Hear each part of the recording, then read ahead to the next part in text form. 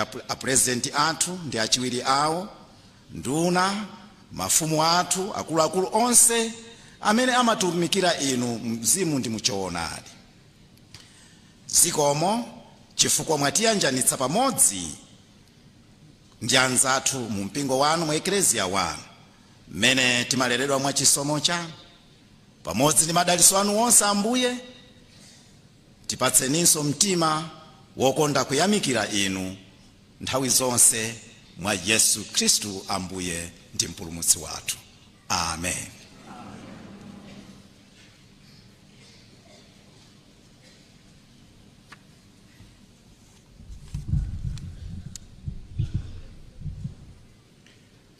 Pemphero la kugonja ndi kulapa.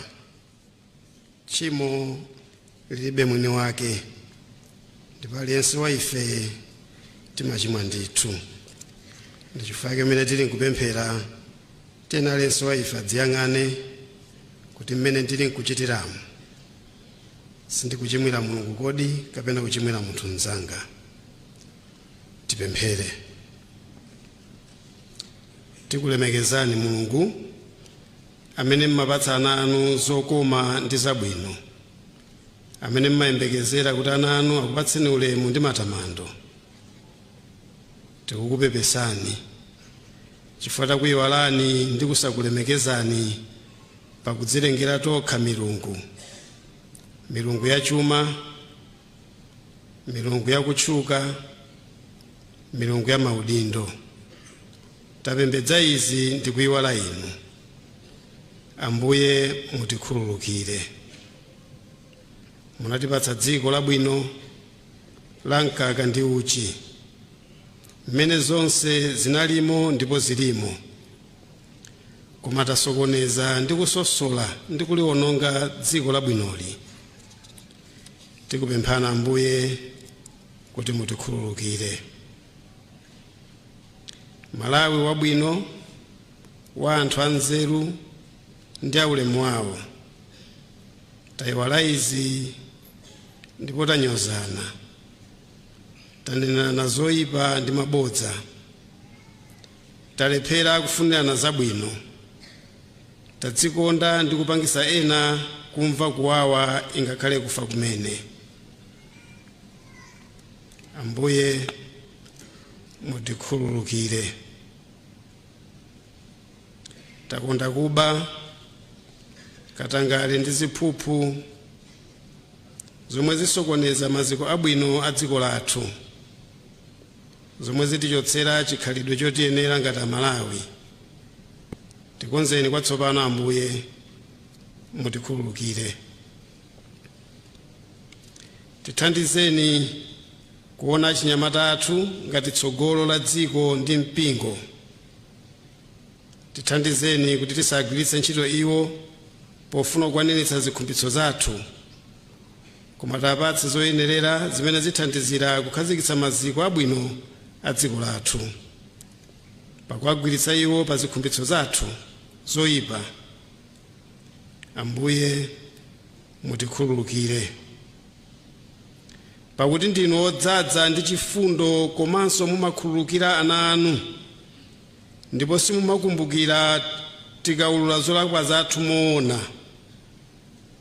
Tikupemphana Ambuye mukhululukire mmodzimmodzi wa ife malingana ndi machimo amene tachita osakomera inu, kuti Ambuye amene tipitirira ndi Malawi watsopano, tonsefe tidalitsike ndi inu ndi kutsogozedwa ndi upangiri wanu. Mwa Yesu Khristu Ambuye wathu. Amen.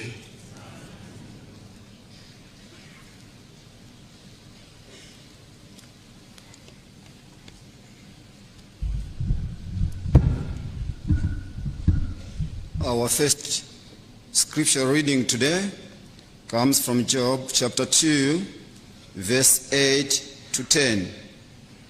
And he took for himself a potsherd with which to scrape himself while he sat in the midst of the ashes. Then his wife said to him, "Do you still hold to your integrity? Curse God and die." But he said to her, you speak as one of the foolish women speaks. Shall we indeed accept good from God? And shall we not accept adversity? In all this, Job did not sin with his lips. Amen.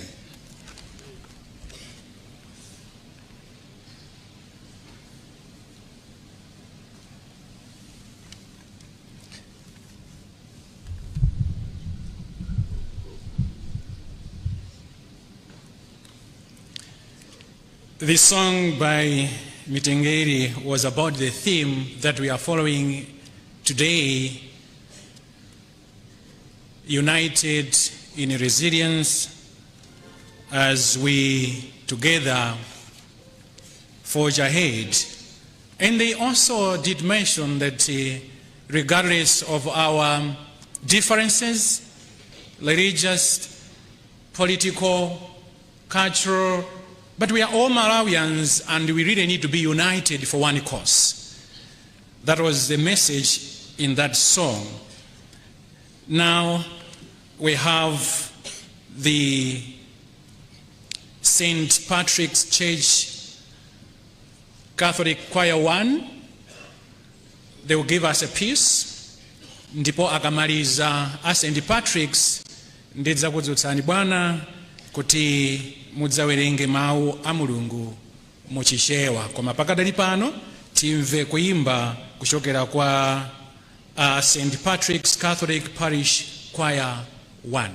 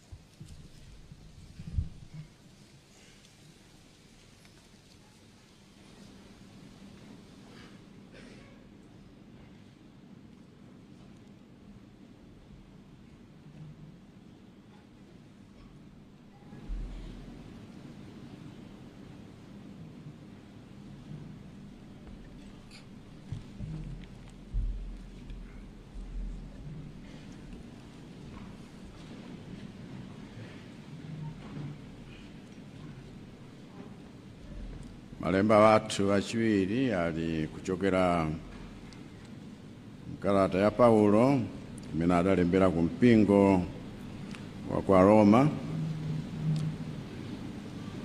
mutu number 5, kuyambira ndime yoyamba mpaka ndime ya chisanu ya 5. Akuti zipatso za chikhulupiriro. Popeza tsono tayesedwa olungama ndi chikhulupiriro, tikhala ndi mtendere ndi Mulungu mwa Ambuye wathu Yesu Khristu,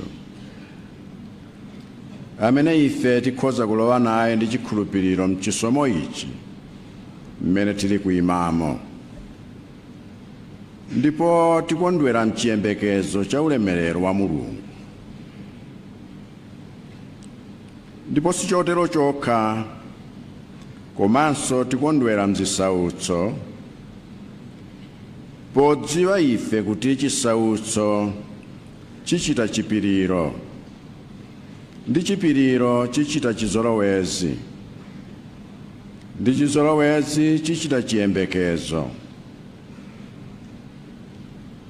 ndipo chiyembekezo sichichititsa manyazi, chifukwa chikondi cha Mulungu chinatsanulidwa m'mitima mwathu mwa Mzimu Woyera amene wapatsidwa kwa ife. Amenewo ndiwo mawu a Ambuye.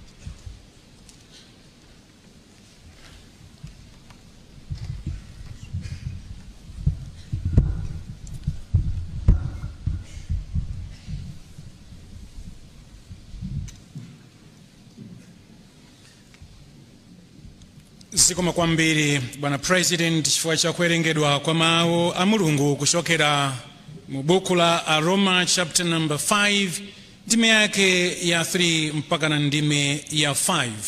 Tsopano tidzamva kuimba kuchokera kwa Praise Aroma amene atatitsogolera kuimba adzatsagana ndiwo amene adzapereka ulalike woyamba mu chizungu. Apostle Esau Banda, General Overseer, Pentecostal International Christian Center. Your Excellency, now we have the Praise Aroma. After them, we will have a sermon in English to be preached by Apostle Esau Banda, General Overseer, Pentecostal International Christian Center, PICC. As soon as he is done, I will come back with another segment. Praise Aroma. We can worship together this morning because I've been very moti, Mama Uno.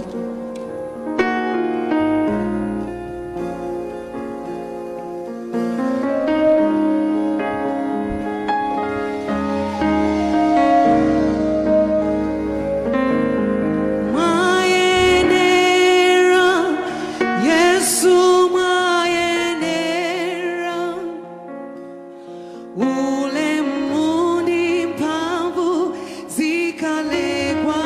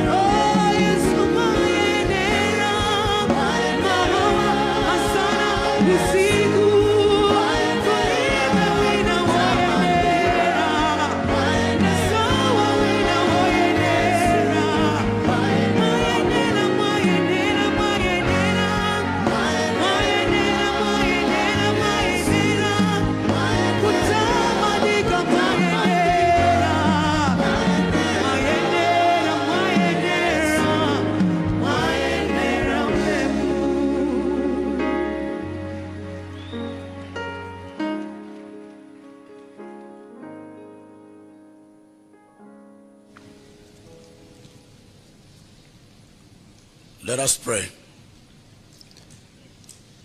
Father, thank you for the opportunity to hear your word this morning. Give us an ear to hear what you have to say.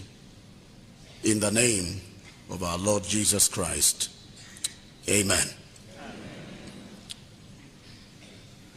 By divine providence, I stand privileged this morning to share the word of God with the nation as we commemorate our 60 years of independence.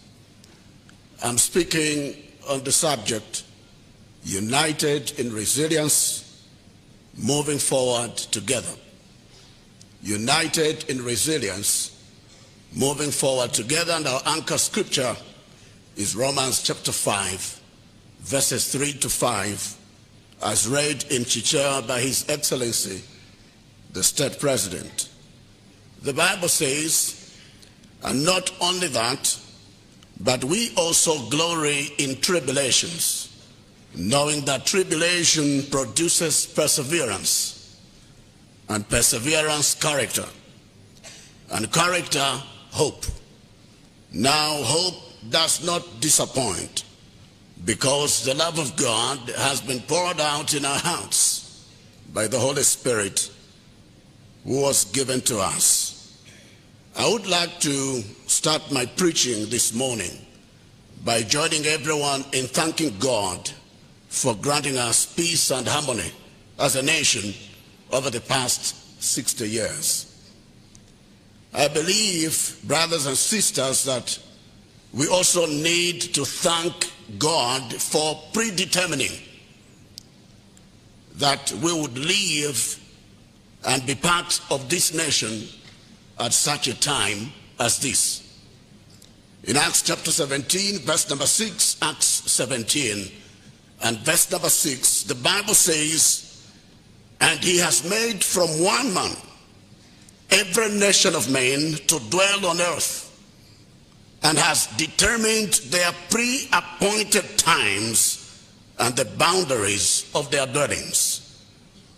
The meaning of this is that no matter what we have gone through as a nation over the past 60 years, more especially in recent years, and last month in particular, we must be absolutely convinced that we do not find ourselves in this country by chance. We are alive and a part of this nation by divine election. And if it is God who placed us here in Malawi, we can and must rest assured that we will survive any kind of storm as a people. Brothers and sisters, it goes without saying that over the last 60 years of our independence, we have witnessed both positive and negative developments in this country. There are good things that God has helped us to achieve, and we ought to thank Him for that. But on the other hand, there are also many other challenges that we have encountered along the way, some of which have left us bewildered, heartbroken, and with a lot of unanswered questions. However, I would like to point out this morning that no matter how severe our challenges may be, we should never allow them to divide us as a people. Instead, challenges must strengthen us and must bring us together in solidarity, hope, and unshakable faith. which are necessary for realizing our shared vision as a nation to be an upper middle income country by 2063. This should be the focus of all of us as we move ahead. I believe, brothers and sisters, ladies and gentlemen, that at this point in the history of our nation, we need to be united more than ever before if we will overcome the challenges of our time.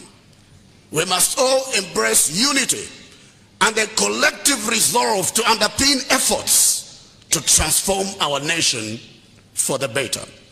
And during this time, the conviction of each one of us must be that if we have survived thus far, despite all that we have gone through as a nation, then we can look to the future with hope, and justifiably so. To do this, we must find faith and comfort in our anchor scripture, Romans chapter 5, verses 3 to 5, which has already been read to us, where in a nutshell, Apostle Paul is saying that challenges should not derail, divide, or destroy us. Rather, they must be a springboard for the building of what Apostle Paul is calling patience, character, and hope, which are critical for building resilience in the face of adversity. Therefore, I call upon us all to arise and capitalize on our past and present challenges, to build and develop a resilient character that will give us enduring hope as we move ahead. Please, let me say this. It may sound obvious, but it is very important in the context of this message. Challenges, challenges are not unique to Malawi. There are challenges everywhere, and there are challenges in every nation. The Apostle Paul put it this way in 1 Corinthians chapter 10 and verse number 13. 1 Corinthians chapter 10, verse number 13, he said, "No temptation has overtaken you, except such as is common to man. But God is faithful, who will not allow you to be tempted beyond what you are able. But with the temptation, will also make the way of escape, that you may be able to bear it." We see from this verse of scripture, brothers and sisters, that challenges are common to all people and all nations.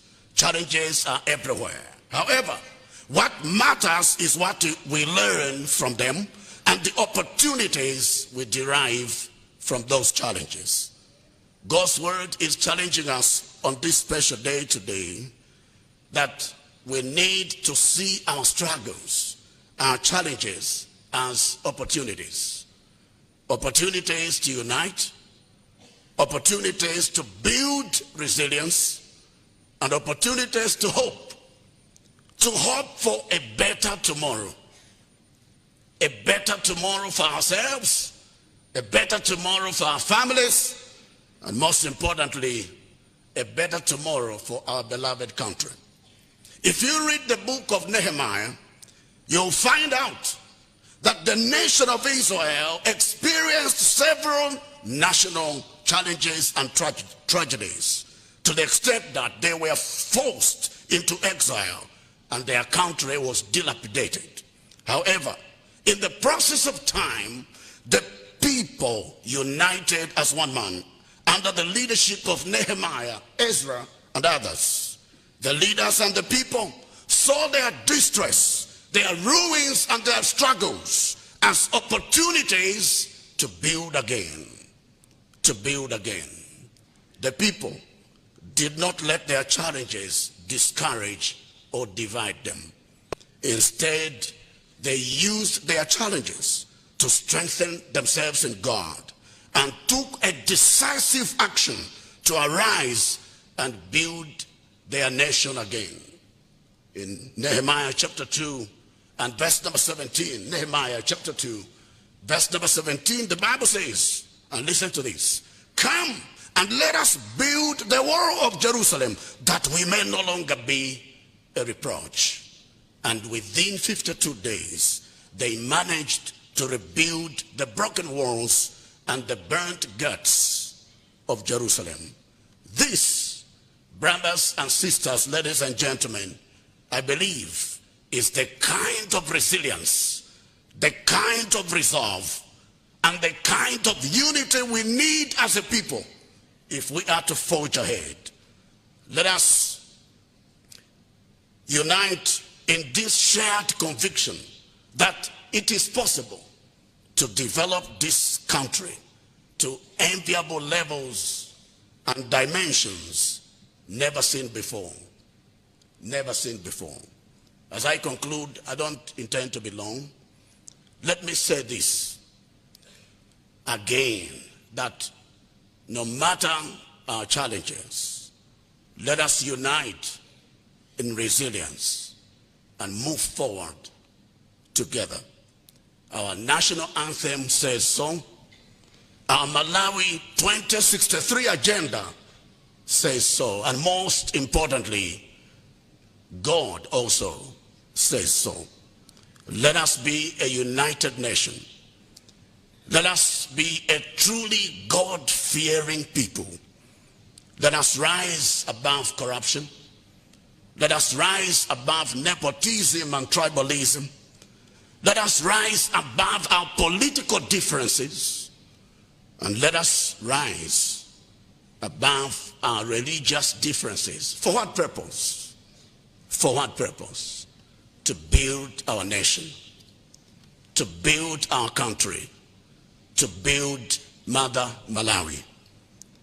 I therefore pray that the Lord will impart all of us with courage and strength and unite our hearts and minds in this one purpose of building this country as we move forward together for the next 60 years and beyond. May God bless Malawi, and may God bless us all in the name of Jesus Christ. Amen.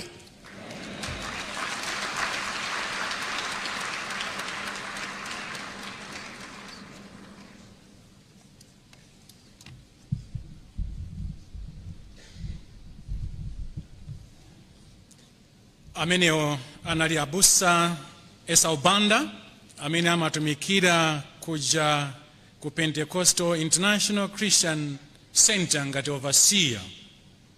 Bwana President komanso msonkhano wonse wachipembedzo mauno tsopano a Area 25 Dorcas Mass Choir adzatipatsa nyimbo imodzi, ndipo akamamaliza iwowa ndafusa abusa Hamilton Yasini Gama kuti adzatipatse ulaliki wa mchichewa. Akadzamaliza ulaliki wa mchichewa, tidzakhala ndi pemphero limene adzapereka ndi His Lordship Bishop Dr. Fanuel Magangani, Anglican Bishop of Northern Malawi. Your Excellency, now we have the Area 25 Dorcas Mass Choir. That will be followed by a sermon in Chichewa by Reverend Hamilton Yasini Gama, who comes from the Sisepi Nkoma Synod, and thereafter a prayer offered by His Lordship Bishop Dr. Fanuel Magangani, Anglican Bishop of Northern Malawi. Then I will take us to the next section.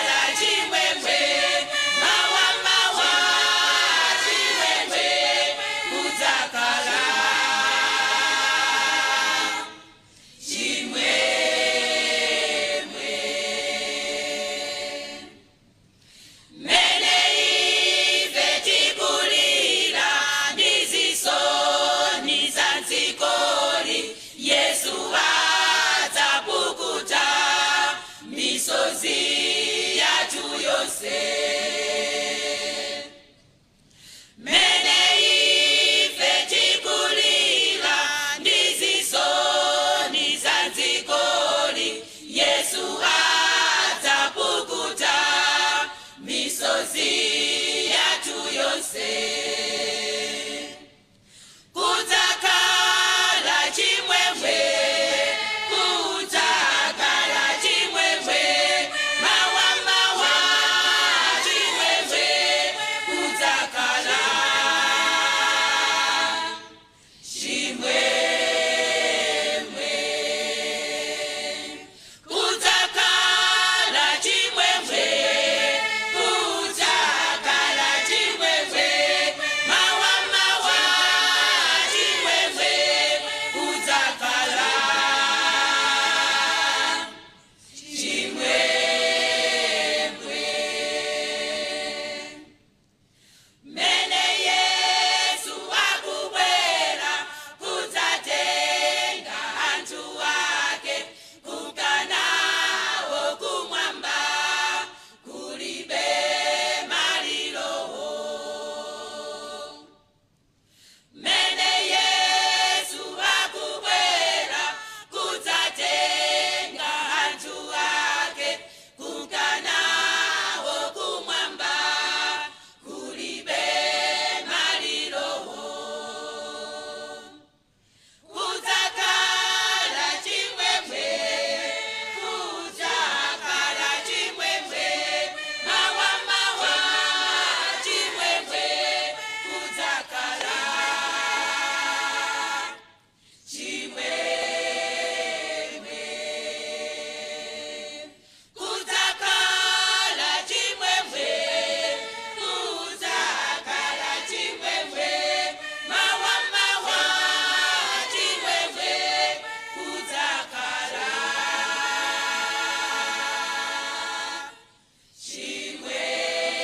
chimwemwe.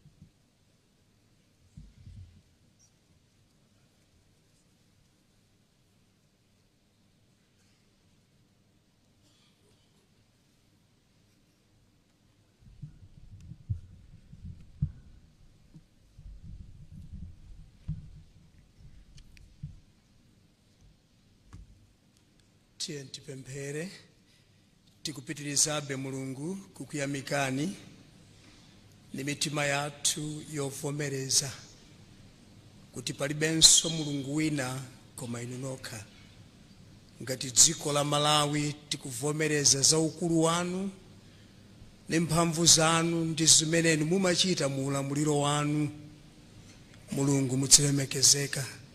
Zikomo chifukwa cha danga ili limene lapatsidwa kwa ife ngati Amalawi, kuti malo mongokondwerera kuti tinalandira ufulu, koma tibwererenso kwa inu opereka ufulu kudzanena zikomo, komanso kugonja, komanso kulimbikitsana ndi kuyang'ana chitsogolo cha dziko lathu.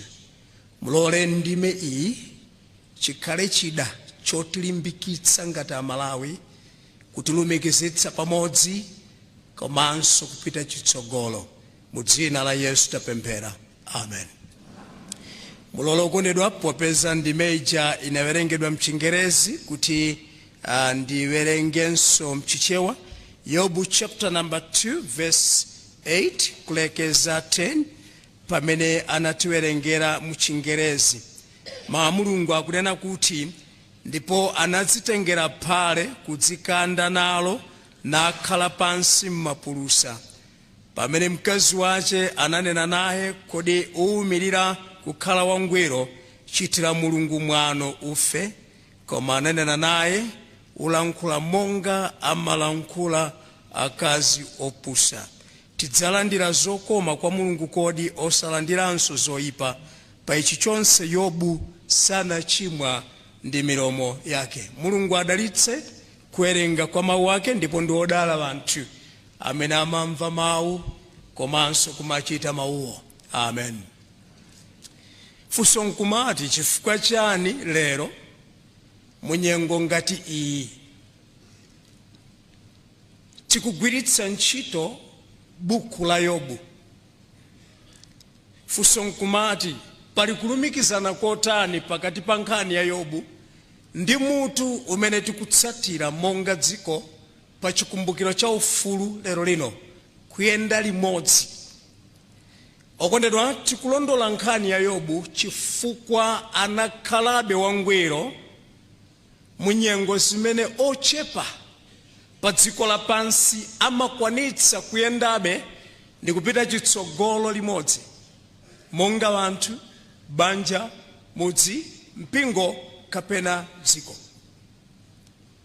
Tikugwiritsa ntchito buku ili kukhala chotithandiza kuyimabe ndi kupita chitsogolo ngati dziko poyang'ana zimene tikudutsamo, zodutsa msinkhu wathu komanso ngakhale kutithyola mphamvu.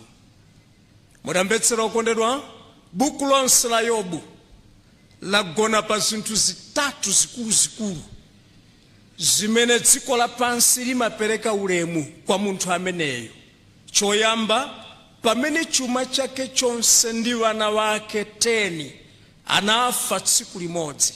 Mwa njira ina, pamene zimene zimatipanga ife kumamva kufewa ni moyo uno, komanso zimene zimalipanga banja lililonse kumaona tsogolo lawo, zidachotsedwa tsiku limodzi pa moyo wake wa Yobu.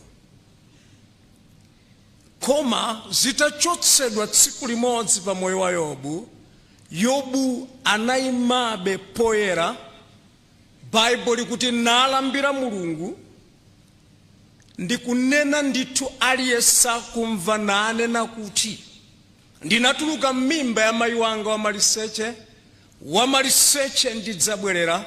Yehova anapatsa, Yehova walanda, lilemekezeke dzina lake. Ndipo lemba Bible akuti mwa ichi Yobu sanachimwe kapena kulakwira Mulungu. Chuma chapita, wana apita, ndi kukwanitsabe kukakweza manja kumwamba nkunena anapereka, opereka yonso watenga, dzina lake lilemekezeke. Okondedwa, angelo ni Mulungu pamodzi ndi Yesu ni Mzimu Woyera nkuchita koti kuti sanachimwe. Kanthu kena kamene kamagwedeza kwambiri moyo wakulu amenewa ndiko kuti pamene tsopano iye mwini wotsala zonse zitapita, thupi lake likugwidwa ndi zilonda kuyambira tsitsi mpaka na makadabo kuphazi, popanda malo opanda chilonda. Mulungu akunena kuti zitafika pamenepa pajaponena kuti palipose pali matuza amoto, sikungootcha kokha komanso akumayabwa, sikungoyabwa kokha komanso aphulika. Ni matenda amene simungatembenuzire kumazere kapena kumanja. Paliponse amene mukhoza kumugwira akuwuzani kuti mukundipweteka. Si matenda ogona nawo pa mbedi kapena pa mattress. Bible ikuti anakakhala pa dzala pa phulusa. Pamenepo akazi wake akubwera nkumuwuza kuti pamene zafika palibenso chifukwa chopitiriza kuyendabe ndi Mulungu, koma kuti mumunyoze Mulunguyo mufe. Ndipo okondedwa, tikumpatsa saliyuti munthu ameneyi chifukwa akuyankha pomwepo, akunena kuti musamalankhule choncho akazi wanga monga mmene amalankhulira akazi opusa, chifukwa alipo akazi wena ngopusa koma ku Malawi kuno kulibe, pokhapokha iniyo mutampeza mmodzi, koma mdziko muno mulibe mkazi wopusa. Akadakhala kuti akazi ndiopusa sitikadabadwa, adatisunga natilera miyezi 9 m'mimba mwawo tibadwa. So mdziko muno mulibe akazi opusa, koma ku dziko la Yobuko adalipo.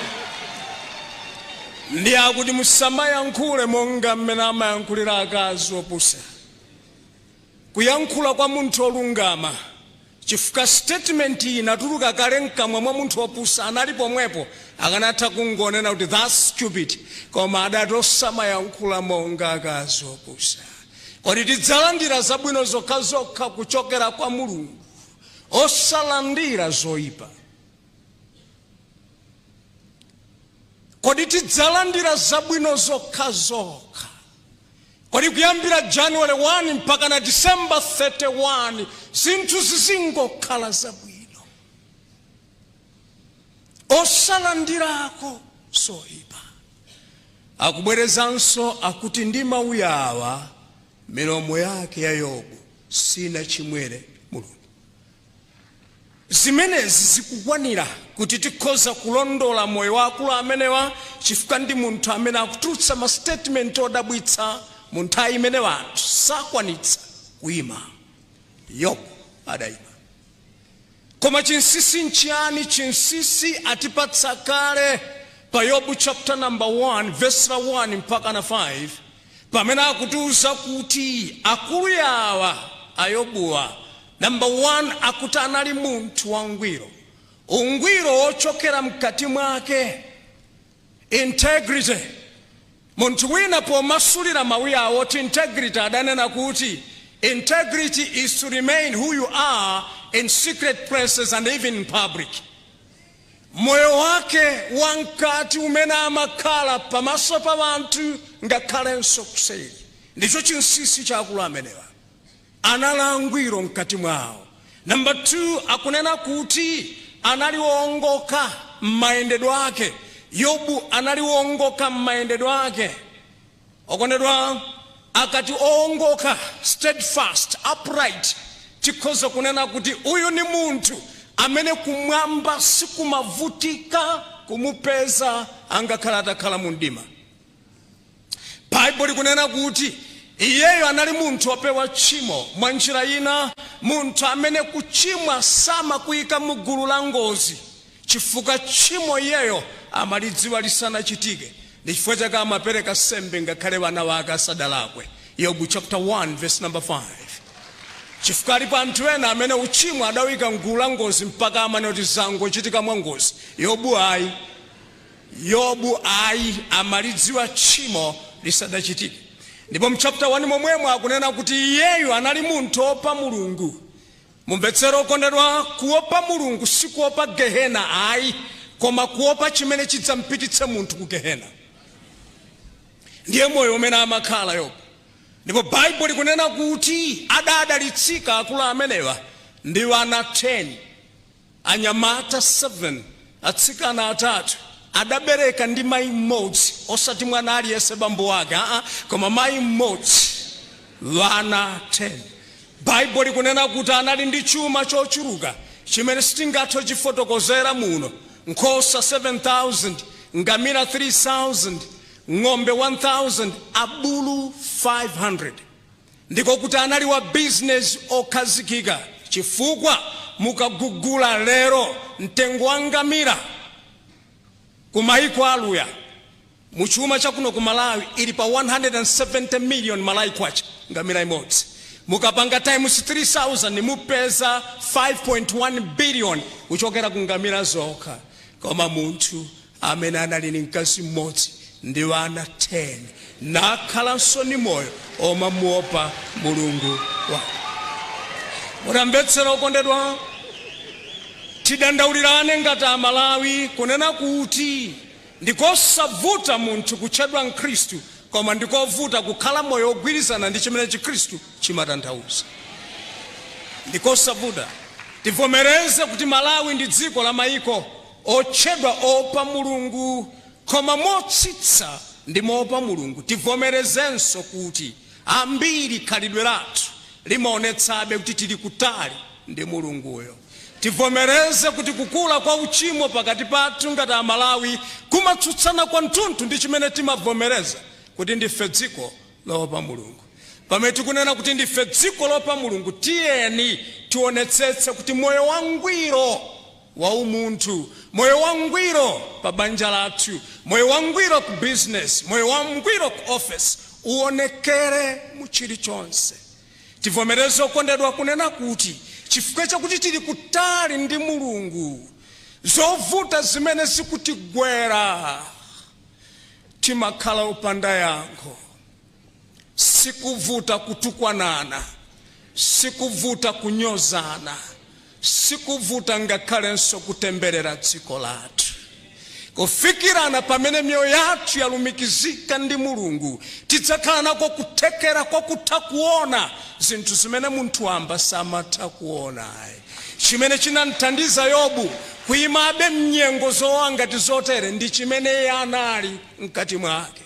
Okondedwa, zovuta ndi zowawa zidakabwera ndipo zikubwerabe, koma nkhani ndi yakuti zizipeza mitima yotani ya Amalawi. Kukonzeka kwa mkati mwathu ndicho chiyembekezo. Ndikudandaulireni osalitemberera dziko lanu.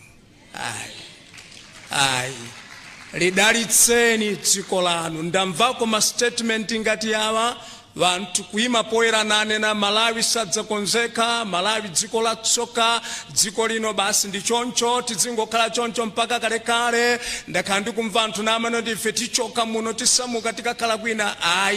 Musalitemberere dziko lanu. Pamalo amene mumakhalapo mupaone pamenepo monga ku Malawi, ndiye muzifunse kuti pa Malawi panga pano pali bwanji. Mulungu akudalitseni.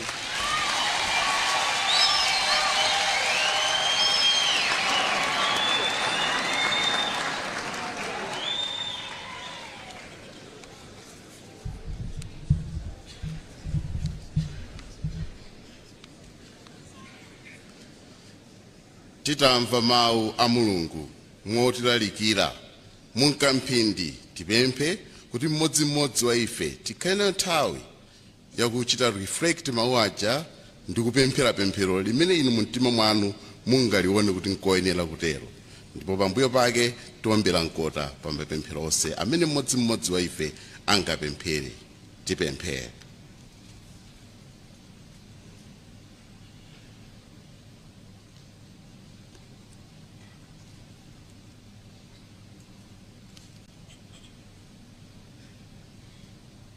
Mulungu wamphamvu zonse, tikuthokozani popeza ndinu Mulungu wabwino, amene mukukoma mtima kwanu mumatiyankhula ndi mawu anu potidzudzula mmene ife sitidachitire bwino.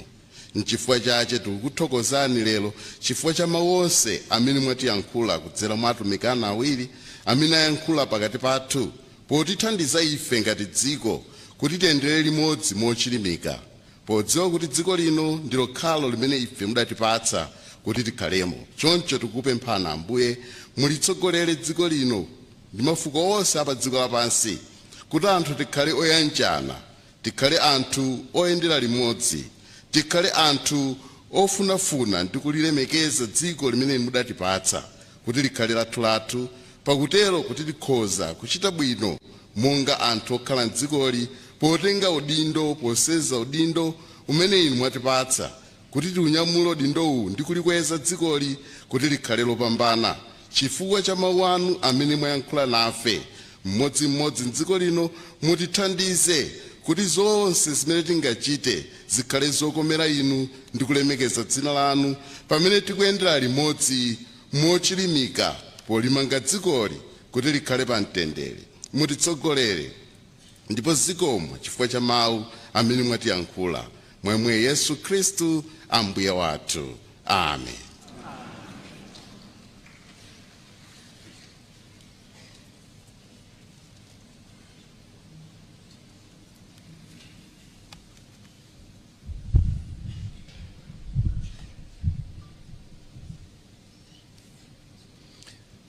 Tsopano pamene tikupitiriza gawo lina katikati mwa chipembedzo cha tsiku la lero, Bwana President komanso msonkhano wonse wa chipembedzo chino tikhala ndi kwaya ya New Apostolic Church amene akamaliza kuimba ndidzapempha atumiki a Mulungu awa amene adzapemphere motsagana.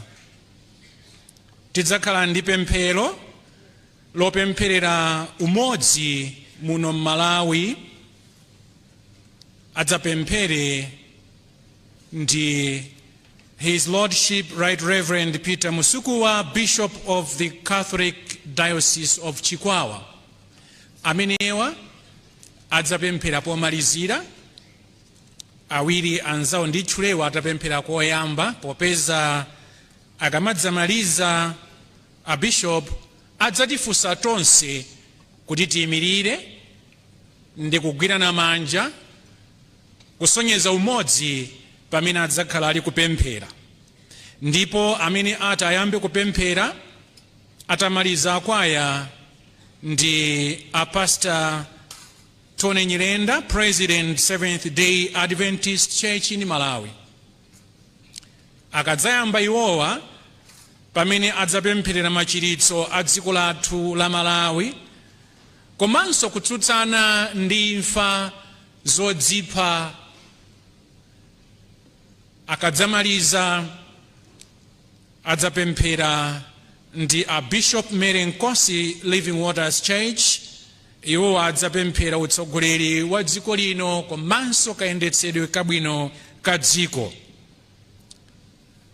Akadzamaliza ndi pamene padzabwere Bishop Musikuwa amene adzatifunsa kuti tidzayimirire ndi kugwirana manja pamene adzakhala ali kupemphera. Gawo limeneli ndipemphe kuti liyende motero motsogozedwa ndi akwaya New Apostolic Church.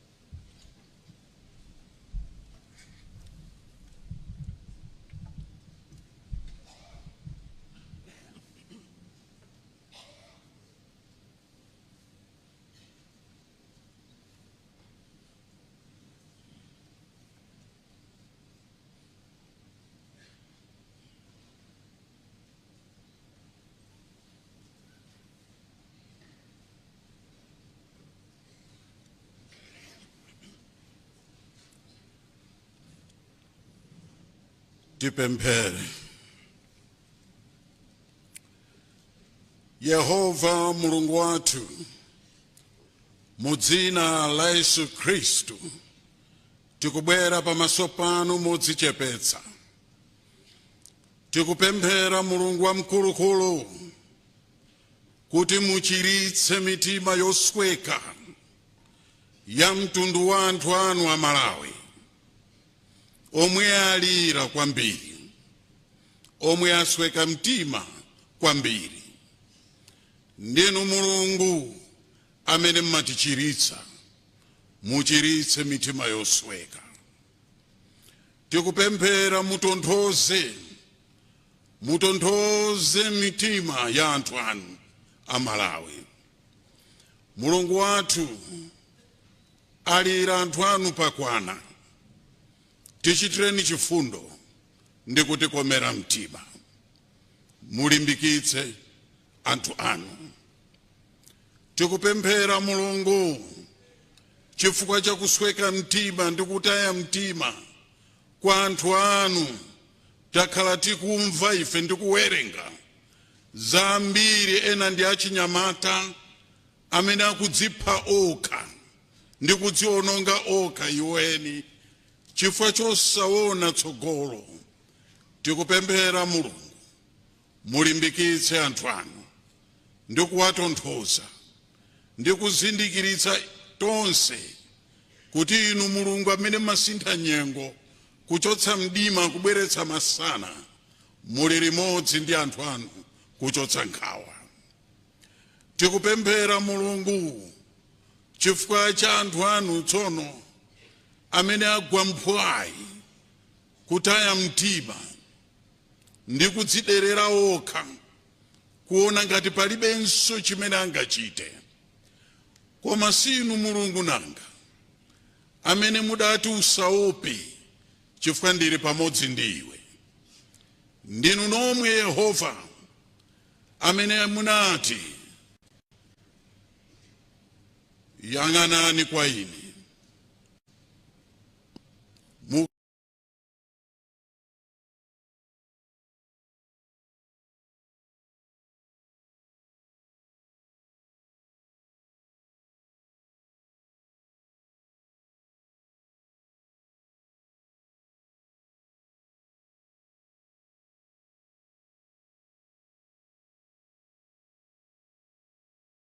Khazikike kwa ine ndikuti undiyitane tsiku la chisautso ndidzakulanditsa ndipo iwe udzandilemekeza ine. Tonthozani, limbikitsani.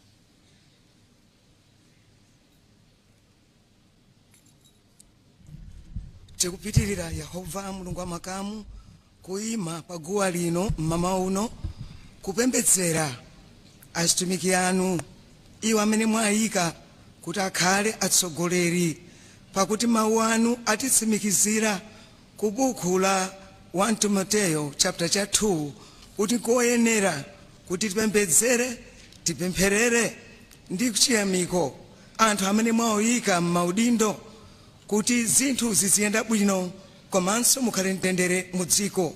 Chifukwa chake Ambuye mama uno ndikupemphera mu dzina la Yesu Kristu kupempherera President wa dziko lino, His Excellency Dr.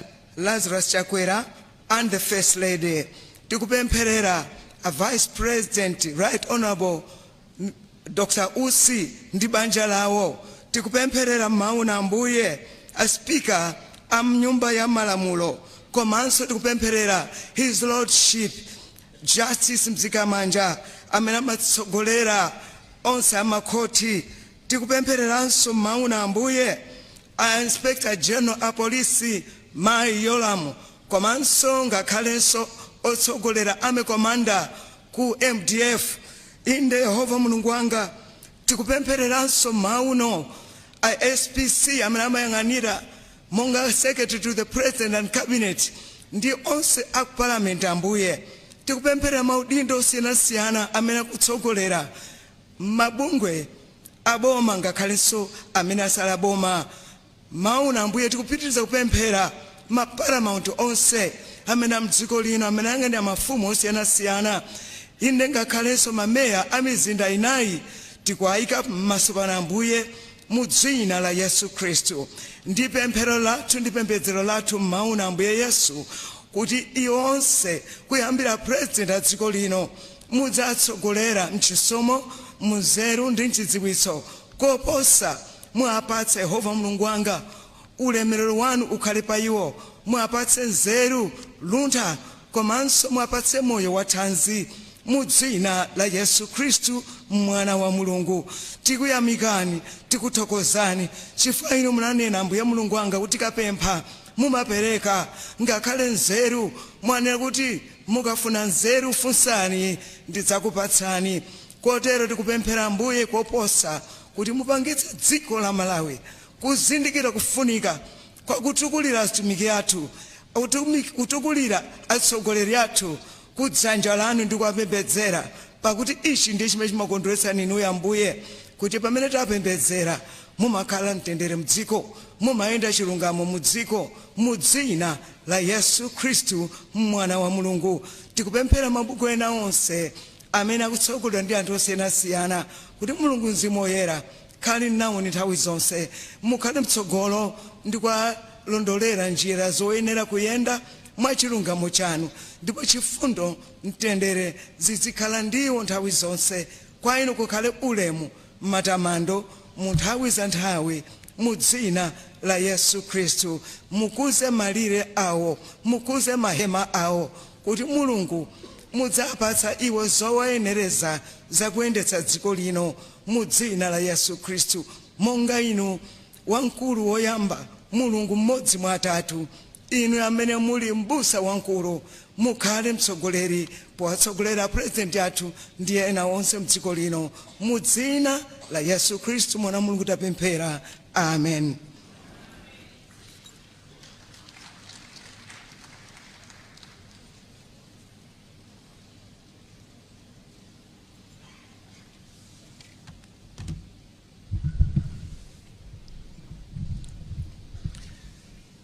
Zikomo kwambiri chifukwa cha iwo amene anatipatsa mapemphero. Loyamba, it was a prayer of national healing, comfort, and prayer against suicide by Pastor Tony Nyirenda, President, Seventh-day Adventist in Malawi. And the second prayer was offered by Bishop Mary Nkosi, prayer for the nation, leadership, and governance. The Bishop Peter Musikua of the Catholic Diocese of Chikwawa will come last after the next two prayers. And now we have the praise aroma. Akamaliza a praise aroma, ndidzaitana Bishop Dr. Andrew Due, President Malawi Assemblies of God, amene wadzapemphera mu chizungu. Kenaka adzabwera Reverend Msoya Ruben, Moderator CCP Synod of Livingstonia, adzapemphera mu chitumbuka. Ndipo pamapeto pake ndi pamene adzapemphere His Lordship Right Reverend Peter Musikua, Bishop of Catholic Diocese of Chikwawa, amene adzatifunsa kuti tidzayime pamene adzapemphera pemphero lokhudzana ndi umodzi komanso kupita chitsogolo muno Malawi. Gawo limeneli tiyenda motero. Zikomo kwambiri Bwana State President.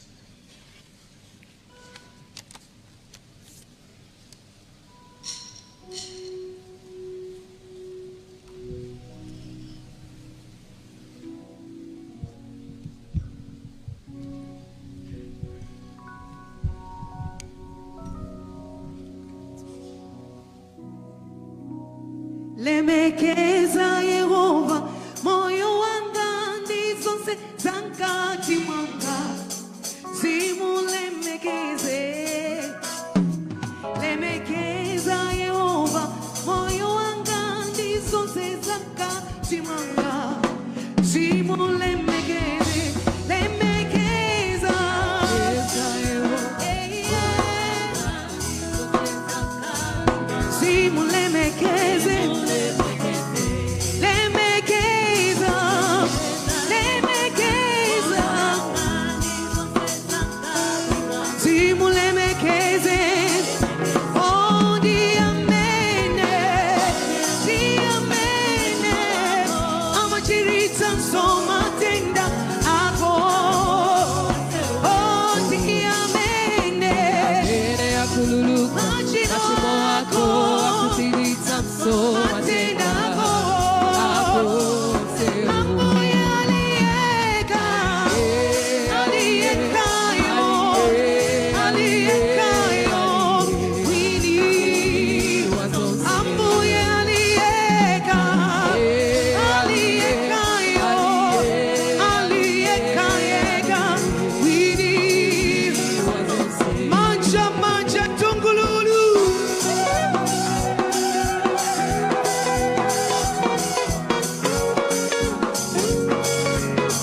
Ah, maricueros, papo.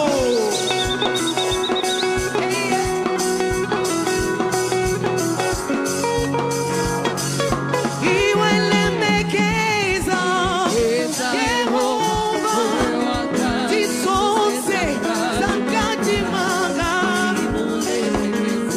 Lemekeza, Yehova, tisonse, simulemekeze, elemekeza, Yehova, tisonse, sankatimanga, silemekeze, siamene, machimo ako, amachilitsa so, ako, diamene, diamene, amachilitsa so, matenda ako, alieka, alieka, aliekayo, dini wasonse, amboye alieka, alieka, alieka, alieka, aliekayo. Diamene wanditulutsa, wandisabitsa, wandieretsa so dimazi wake wonseo. Diamene wanditulutsa, wandisabitsa, wandieretsa so dimazi wake. Oh, diamene, matopene, wandisabitsa, dimazi wake. Diamene, wanditulutsa, wandisabitsa, dimazi wake.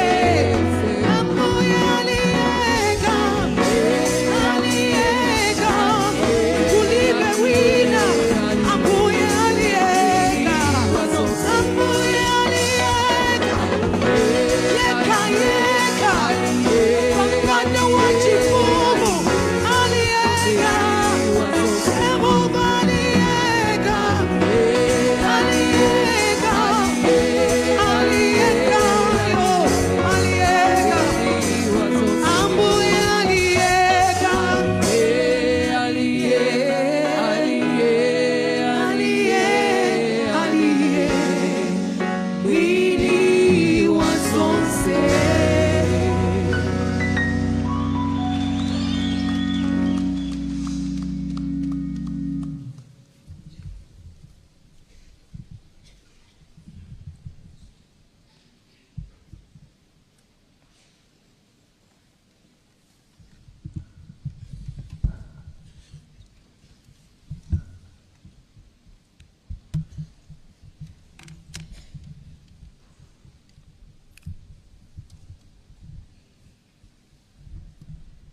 Thank you. We are praying for patriotism. Let us pray. Gracious Heavenly Father, we are so grateful that once again you have allowed us to come before you. God Almighty, we are very, very grateful for this beautiful country, Malawi. Lord, even as our national anthem highlights in chapter number 2, this land is a beautiful land. And what a privilege and what an honor that, Lord, you have gifted us with such a land. Mighty God, yet, Lord, we admit that we are the very ones, oh God, that we are destroying our very land. That's why we come before you today to ask God for grace and mercy. So that, Lord, you help each one of us, Lord, to be able to develop the right heart and the right spirit. That, God, you help us to stop and destroy all tendencies that we have developed within and amongst ourselves that are destroying our very country that you have gifted us with, O Lord. God, I pray in the name of Jesus that, Lord, you will indeed raise amongst us, O God, men and women, young men and young ladies, O God, with a spirit like that of Nehemiah, people that have a heart to build our nation, Lord, in the name of Jesus. We are praying, mighty God, that, Lord, you raise amongst us men and women that have a heart like that of David, people that are able to save their generation, in the name of Jesus, oh God. We are praying, mighty God, that, Lord, you remove from us hatred, jealousy, selfishness, pride, all the evils that are destroying our country. God, may you take it away. But God, develop in us, oh God, a heart of love for one another, in the name of Jesus, oh Lord. We thank you, mighty God, because indeed this nation has been given to us as a gift, and we are the only ones that can develop it, oh Lord. And so help us, Lord, in the name of the Lord. We honor your name, oh Jesus, that, Father, you help us, oh God, that there will be justice and righteousness in this country. We thank you that everyone, oh Lord, will be committed, oh God, to this country and committed to one another. We thank you because, Lord, we can only be better if we do it together. We honor your name, Jesus. Indeed, Lord, let your love read in Jesus' name. Because you, Jehovah, you have graced us with this nation. So indeed, Lord, nothing for us without us. Help us, oh God, to have that heart in Jesus' name. Amen.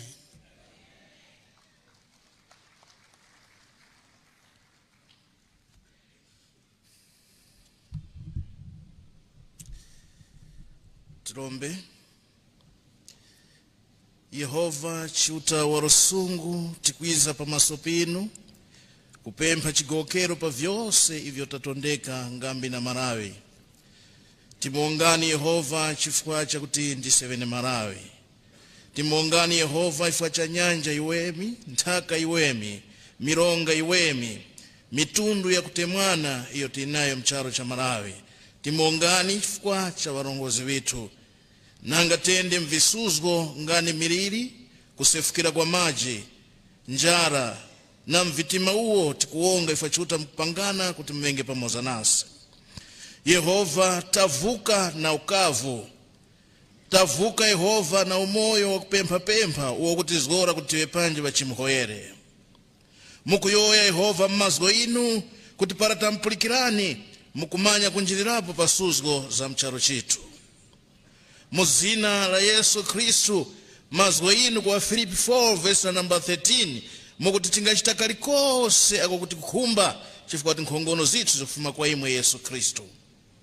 Tovwirani chiuta kuti chuma cha charo chitu chendenge.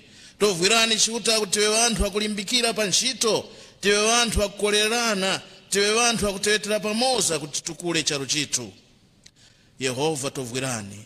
Nanga mnyengo ya njara uo chifukwa tikumanya kuti njara nchilwani chimoza icho chikulimbana na kutukuka kwa charo. Nanga mnyengo ya njara mmepamoza nasi. Muzina la Yesu Kristo tikupempha chiuta mtitumbike pa vyose ivyo tikuchita ngambi na Malawi. Mutovwire chiuta witu, tiwe wanthu akutemwana, tiwe wanthu akukhalira pamoza, tileke kusankhana mitundu, kwambura kutolera chigawo kuti kufuma Yehova tewete pamoza ngambi na Malawi. Tipani nkhongono, tidangirirani mwakovulika na ulongozi withu kuti pamoza tikweze charo chithu ku chindami wa zina linu mwa Yesu Kristu mfumu withu ndimo tikulombera vyose. Amen.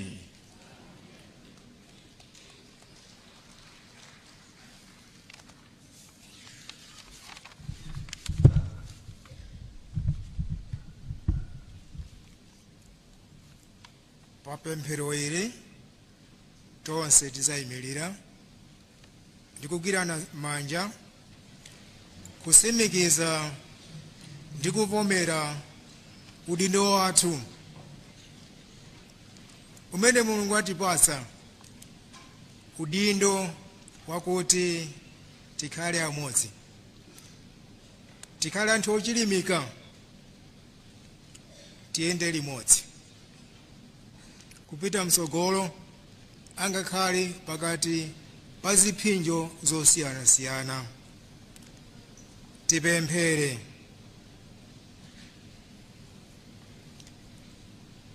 Inu Mulungu Atate wathu otikonda, ife tasonkhana pamodzi lero lino ngati ana anu kuti tipempherere fuko lathu ngati mkeka okongola umene umalukidwa ndi ulusi wa mitundu yosiyanasiyana. Tithandizeni kuti tizindikire kufunika kwa nzika iliyonse mdziko lathu lino, pofuna kuti fuko lathu la Malawi likhale la mphamvu ndi lochilimika mowunikiridwa ndi kutsogolera wanu wachikondi. Tikupempherera kuti pakati pathu pakhale umodzi, ngakhale ndife anthu osiyanasiyana, komanso tikule ngati anthu a fuko limodzi mchikondi ndi kumvesana. Tithandizeni kukhala ndi mtima wopirira kuti tisaope pamene tikomana ndi mavuto, pozindikira kuti chaulere chanu chimatilimbikitsa nkufoka kwathu ndi zolephera zathu. Tiphunzitseni kukhala anthu okondana ndi mtima wonse m'malo mosogoza kusiyana kwathu, kuti potero tikhale anthu olemekezana ndi ochitirana chifundo. Tithandizeni kuti tisonyeze mtima wabwino monga dzuwa limene limawalira anthu onse mosasankha. Tisonyezeninso mtima wopasa monga mvula imene imagwera ponseponse mosasungira wina aliyense kanthu mu mtima. Lolani kuti zochita zathu zipindulire dziko lathu, mmene nzika zake zonse izathe kukhala limodzi mwamtendere ndi kutukuka chifukwa cha chitetezo chanu chakumwamba. Tikupempheranso atsogoleri athu a dziko lino, apaseni nzeru ndi luntha kuti athe kusogolera dziko lino ndi kukhazikitsa umodzi ndi chitukuko chenicheni. Ngati fuko tafika amene tafika apa, osati chifukwa cha kuzipereka kwathu kokha ayi, komanso chifukwa cha abale ndi alongo athu ambiri amene mudawayitana kuchoka mdziko lapansi pambuyo pogwira ntchito moziyiwala chifukwa cha ubwino wa dziko lathu. Tikupemphani Ambuye kuti mulandire mizimu yawo ku ufumu wanu wamtendere, ndipo muwapatse malipiro a moyo osatha chifukwa cha ntchito yawo yotamandika imene adayigwira ali ndi moyo pansi pano. Tikupempha zonsezi mwa mwana wanu Yesu Khristu amene ndi Mulungu wathu, amene ali ndi moyo ndi ufumu limodzi na ndi Mzimu Woyera, tsopano ndi pa nthawi zosatha. Amen.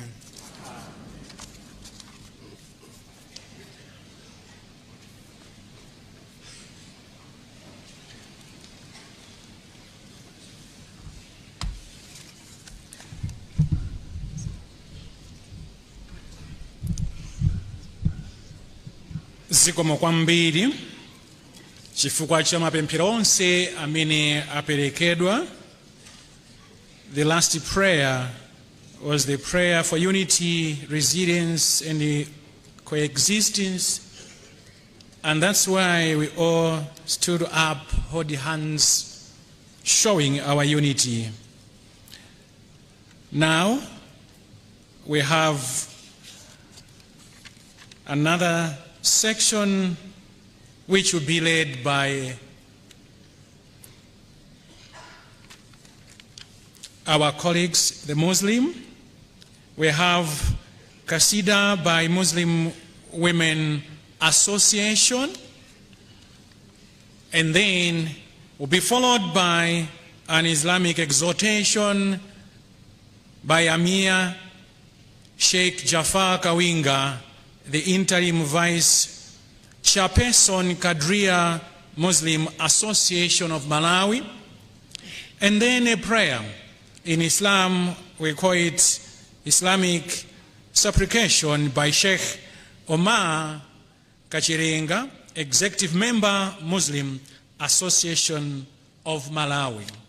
They will come in that order, and then we will go towards the very last section of our service of worship this morning. Anzatu, amai Muslim imbani sopa.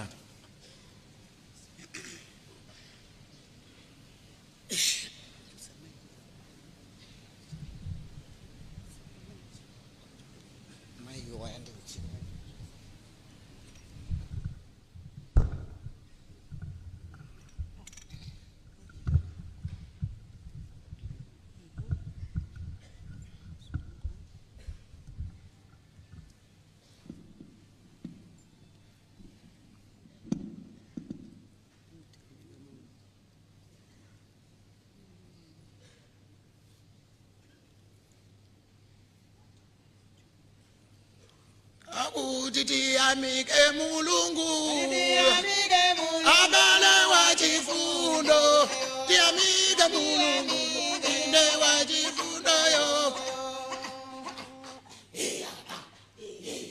abale ti amike mulungu abale wachifundo ti amike mulungu inde wachifundo yo ti amike mulungu inde wachifundo yo ambuye anati basa zonse zaulele ti amike mulungu inde wachifundo yo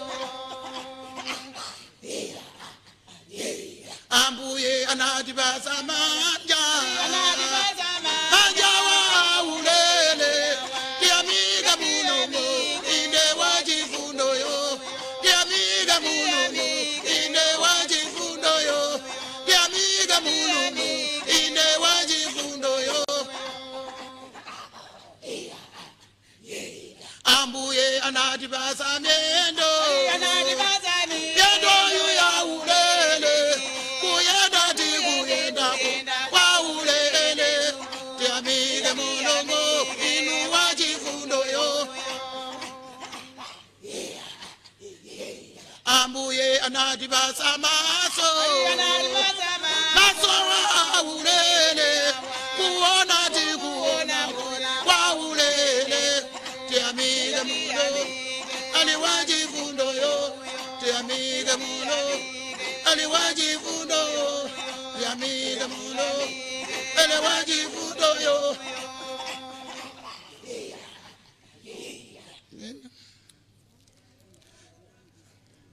inu Malawi inu tizibilira ngati yobuyo naona mavuto koma iye sana dandaule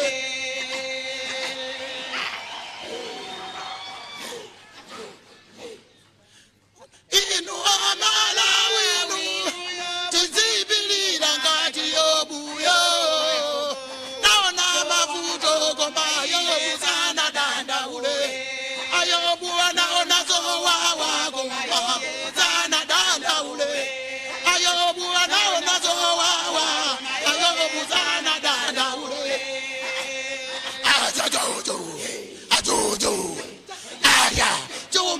chinata yobo ananata yobo nali ndizilonda koma sana danda ule aya baba ajojo aya chuma chinata yobo ananata yobo nali ndizilonda ayobu sana danda ule yobu sana danda ule iyeyo sana danda ule ayobu sana danda ule iyeyo sana tekezeke uyo yobu sana danda ule yobu sana danda ule aliyanana zobo wakoma yobu sana danda ule ayobu anaona zowawa iyeyo sana danda ule nuyo sana danda ule yobu sana danda ule yeyo sana danda ule uyoyo buzana danda ule yo buzana danda ule yeyo sana danda ule aya baba ajojo zandani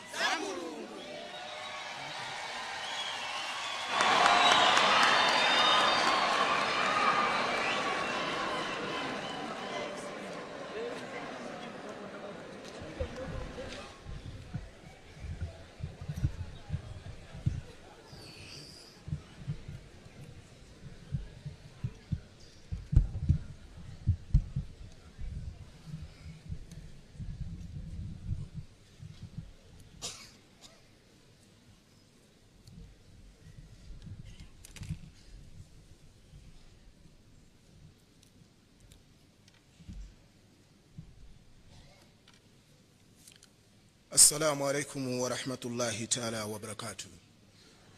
Mtendere ndi madaliso za Allah zikhale kwa inu nonse.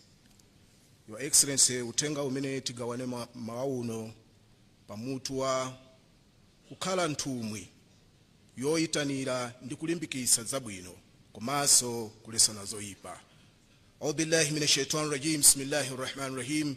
Alhamdulillahi nahmaduhu wa nusalli ala rasulillahil karim. Kulemekeza konse kupite kwa Allah subhanahu wa ta'ala mwini mtendere mwini chifundo amene samala kuisa china chilichonse mfumu ya siku loweruza komanso amene wapangisa kuti msonkhano umenewu utheke amene ndiye Allah.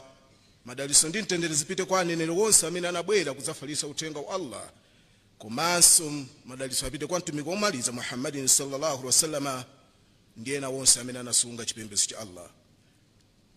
Mukurani yolemekeza Allah subhanahu wa ta'ala kunena kuti ba'udhu billahi minash shaitani rajim wala nabluwannakum bi shay'in min al-khawfi wal-ju'i wa naqsin min al-amwal wal-anfus wath-thamarati wa bashiris sabirin. Mulungu subhanahu wa ta'ala kunena kuti tikuyesani mayeso azinthu zosiyana kuyambira kukhala anthu amantha komanso tikuyesani mayeso ndi kukhala anthu anjala kukhala mavuto anjala kusowa zakudya wanakusila amwali ndi kupunguka kwa chuma chanu tikuyesani mayeso amenewo wa anfusi komanso tikuyesani mayeso aifa pakati panu wathamarati ndiponso tikuyesani mayeso akupunguka kwa zipatso wabashiri sabirin ndeza asangalaseni awo anthu opirira amene amalankhula kuti alladhina idha asabahu musiba amene amalankhula kuti ngati vuto lowapeza pakati pawo kalu inna lillahi wa inna ilaihi rajiun. Ndithu ife ndi a Mulungu, chuma chathu ndi cha Mulungu, chilichonse cha Mulungu, ulemerero maudindo ndi Allah komanso zizabwerera kwa Allah. Ndi akuti ulaika alaihim salawatu min rabbihim akuti iwo watu ali pamadaliso oshekera kwa Mulungu wawo Allah wa rahma ndi chisoni ndi chifundo wa ulaika humul muhtadun akuti amene ndi amene ali pa chongoko. Abelonse amene tikumvera uthenga umenewu Allah subhanahu wa ta'ala atituuza kunena kuti atiyesa ndi mayeso osiyana mwazonse zimene achula pamenepa mala ino yesedwa tayesedwa ndi mantha tayesedwa ndi kuchepa kwa chuma tayesedwa ndi mavuto amaliro osiyana ifa ngakhale ya ngozi yakudwala tayesedwa ndi mavuto osiyana. Nthawi ina timati tikafika musika wa Lilongwe timapeza zipatso manachesi ambiri ngati alimikidwa konkuno koma lero kulibe tayesedwa ndi zimenezo. Allah subhanahu wa ta'ala watiyesa ndi zosiyana ndiyeso pana atatiyesa walankhula kunena kuti waltakum minkum ummatin yad'una ila alkhairi, akuti mukhale mwa inu nthumwi zimene ziziyitanira ku zabwino, wayamuruna bil ma'ruf, ndi kumalamulira zabwino, wayanhauna anil munkar, ndi kumalesana zinthu zoyipa. Wa ulaika humul muflihun, akuti amenewo ndi amene akakhale wopambana.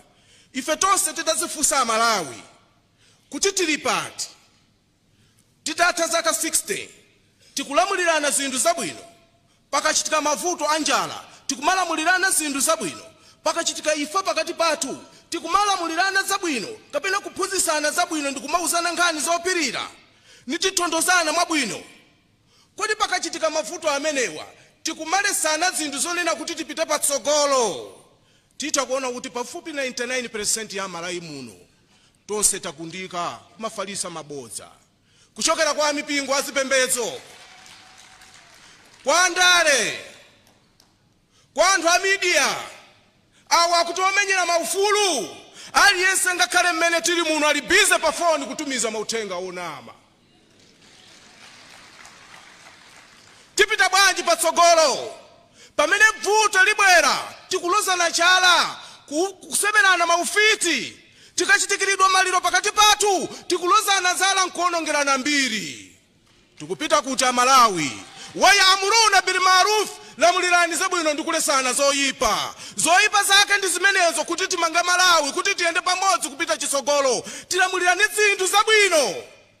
Pamene wina wagwereda mavuto, wina wagwereda mavuto nyumba yake yagwa, mmene tinakhalira cyclone, wina wangogula pakati ya sugar akupita pali agogo nkukajambulisa pikisha. Tikupita kuti Malawi kumeneko ndikulamulirana zinthu zabwino, kulamulirana zinthu zoyipa. Tiyeni tikhala Malawi amene tikukwanisa zaka 60 tili pa mtende, tili pa ufulu wozilamulira, tisinde kachitidwe kathu. Kwathu kunali akulu ena ake dzina lawo anali Chemoto, koma dzina limeneli sinachuke, lidachuka lonena kuti kodi mwamva. Chemoto tsiku lina anatenga utenga umene sanali nawo ndi umboni. Afumu atadwala analengeza muzi kuti afumu amwalira, ndipo pambuyo pake zinazindikirika kunena kuti afumu sanamwalire. Zimene zinachitika Chemoto adziwa kuti afumu adakali ndi moyo anathawa. Tisakhale anthu onena kuti tizathawe chifukwa choti tafalisa mautenga abodza. Lero lino tili ndi mwayi kwambiri. Mwina Chemoto amene amachulidwa kuti mwamva amadusa ndi mapazi kumazungulira, koma lero lino Mulungu subhanahu wa ta'ala anatipatsa mwayi nkutitsegulira mzeru zoyuza kapena zogwirisa ntchito zinthu zamakono, kutumiza mautenga. Inu a media, olemba manyuzi, inu alalika amene ali kumbuyo kuonse amene alalikira pano. Koma mupeza kunena kuti mwina lero lino tingamakambe kuti akodi mwamva alipo obe mpaka pano. Chemoto alipo obe mpaka pano. Mwina mbiri ife ndi zizukulu za iwo timamva maulaliki mmene akuyendera, timamva mautenga mmene akulemberedwa mmanyuzi. Ndezina kumadabwa kuti koma uyuyu ndi professional reporter. Timadabwa kuti atsogolera amene muli inu andale mukufuna kuti muzitilamulira kapena muziyendesa dziko, kapena mufuna muzayendesa dziko, kapena muli ndi maudindo osiyana-siyana mafumu. Mupeza kuti mukupereka utenga umene uli osakwanira, simulibe nawo umboni. Tiyeni a Malawi pamene tikukumbukira zaka 60, mmene ndikukamba muno Chemoto anathawa zaka uzakwana zaka 60 mpaka pano sakudziwika kuti ali kuti. Tikuwafunafuna sakuoneka, anathawa chifukwa chakufalisa mautenga abodza.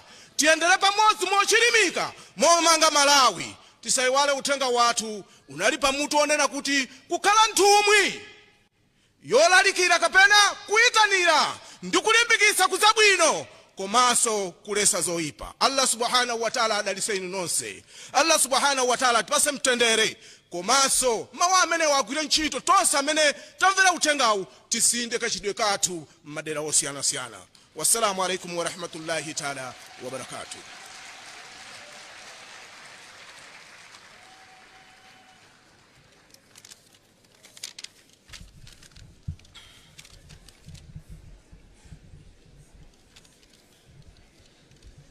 Bismillahirrahmanirrahim.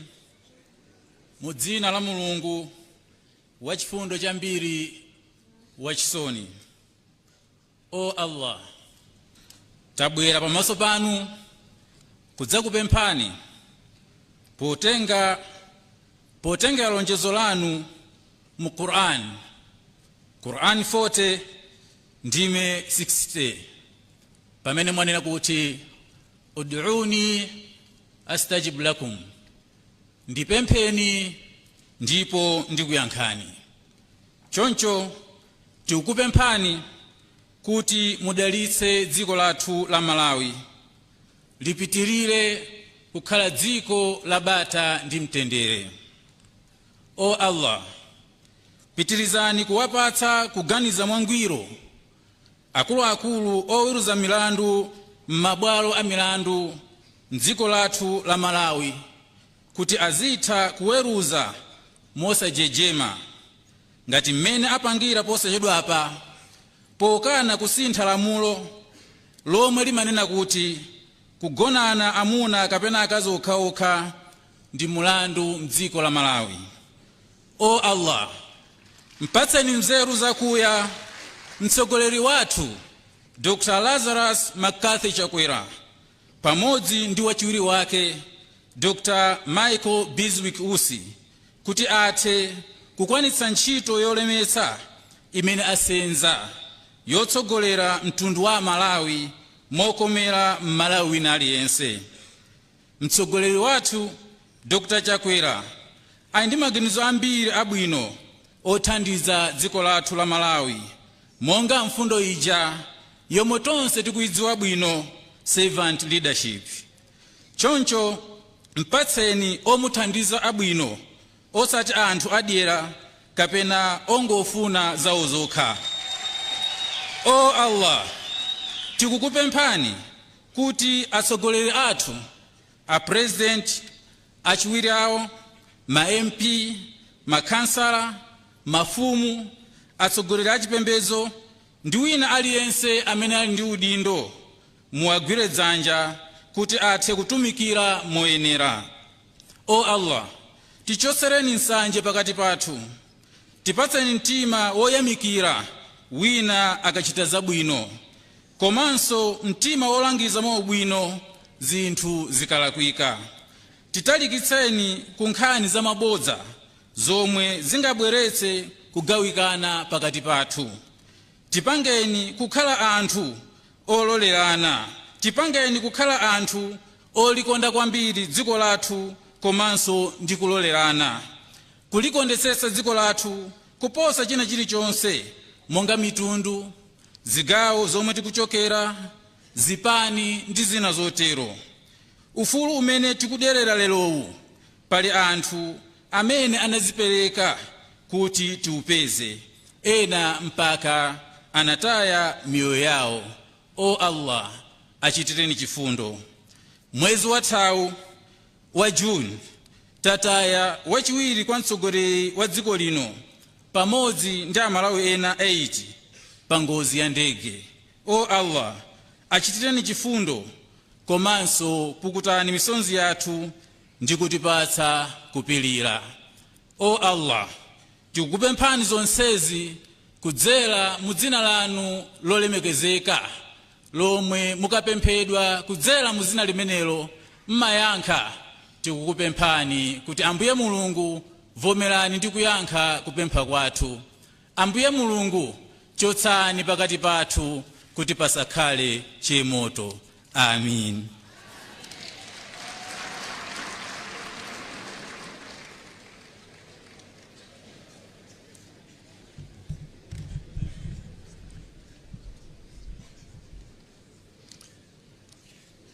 Bwana President, komanso msonkhano wonse wa chipembedzo kumawa kuno gawo limeneli amatsogolera ndanzathu achisilamu, ndipo tinamva kuyimba kwa Muslim Women's Association ndiponso ulaliki umene analalikira Mia Sheikh Jafar Kawinga amene ndi wachiwiri wapa mpando ngoyembekezera ku Kadria Muslim Association of Malawi, ndipo pemphero limene apemphera Sheikh Omar Kachirenga, Executive Member, Muslim Association of Malawi. Ambuye akudalitseni okondedwa chifukwa cha utumiki wopambana wotere. Tsopano tikulowa m'gawo la chopereka. Mawu a Mulungu amatifulumizitsa kuti perekani kwa Kaisala zake za Kaisala, ndipo mupereke kwa Mulungu zake za Mulungu. Komanso mawu a Mulungu amatilimbikitsa kuti pamene tisonkhana pamaso pa Mulungu kudzampembedza, tizibwera ndi kanthu kopereka. Chopereka cha tsiku la lero chipita kuja ku Department ya Disaster Management Affairs Dodma, amene wali ndi udindo waukulu m'Malawi muno chifukwa cha zovuta zochuluka zimene zakhala zikutigwera. Chopereka ichi chikhale ngati chitsanzo cha mphatso zimene Amalawi ndi mtima umodzi tiyenera tipereke kwa anzathu, mwina kudutsira mabungwe ena, komanso kudutsira bungwe limene lila Dodma.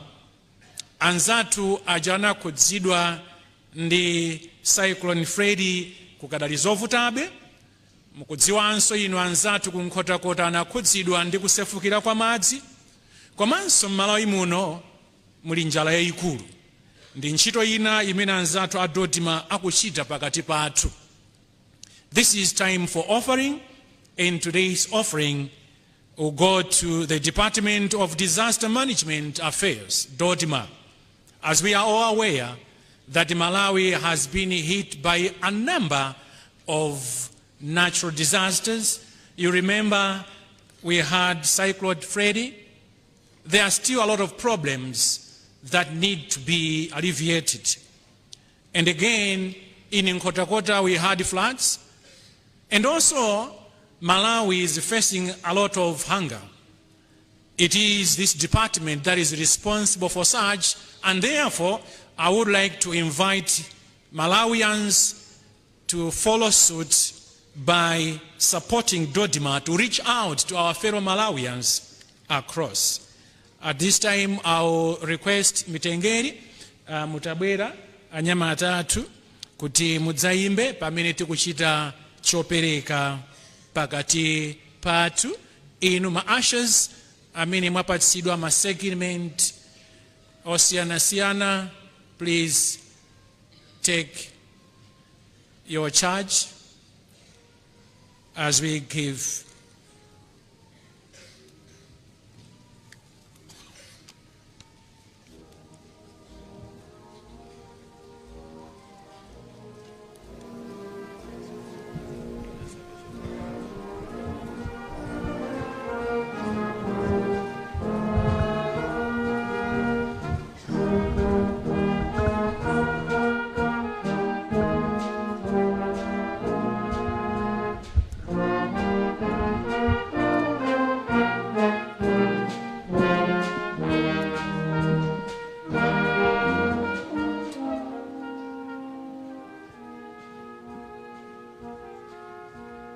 Khalidwe.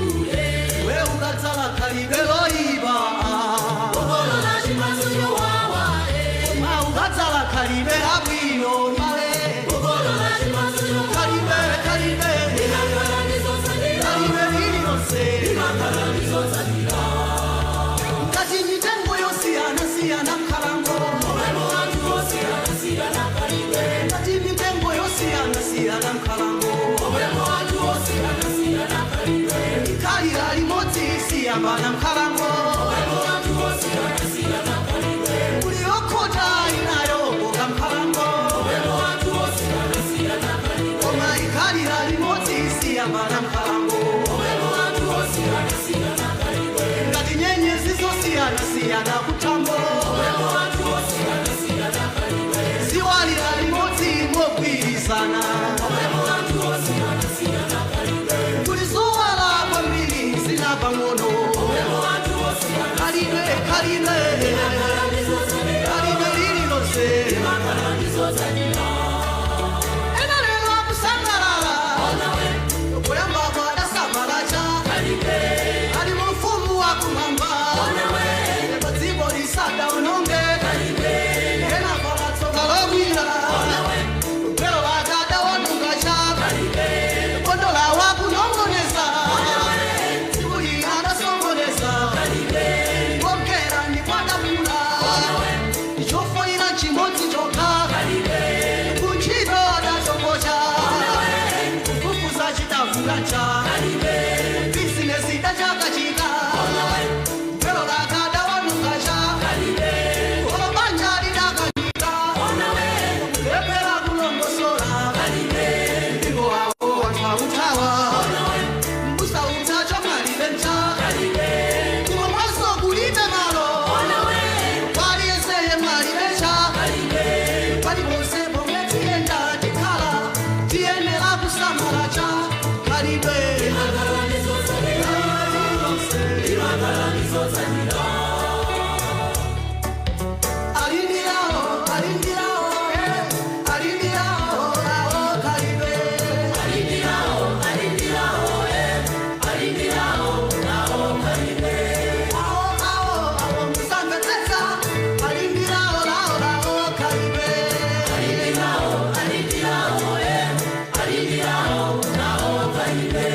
Malawi mpaona mwalemekeze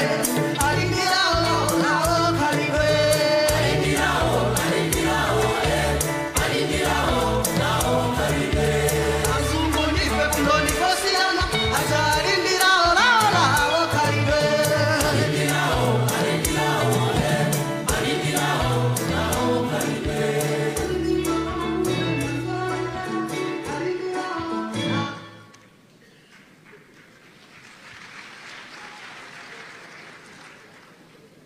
zikomo kwambiri ndafuse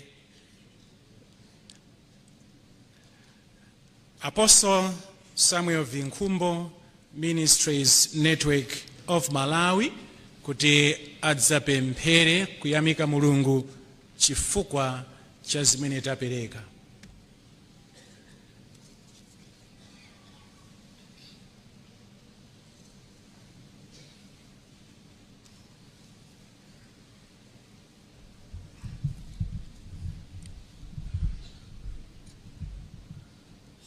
Tiyeni tiweramise mitu yathu tipemphere.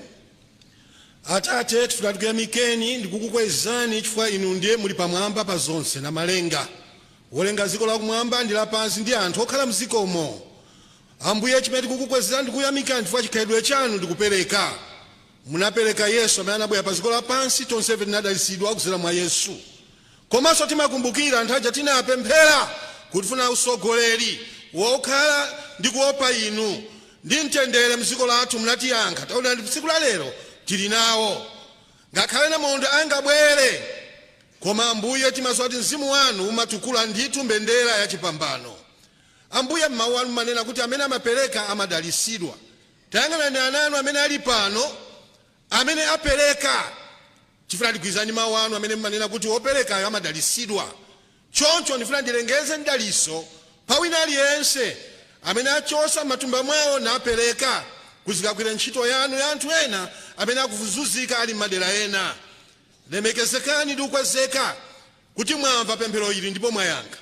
Mu dzina la Khristu Yesu tipemphera. Amen.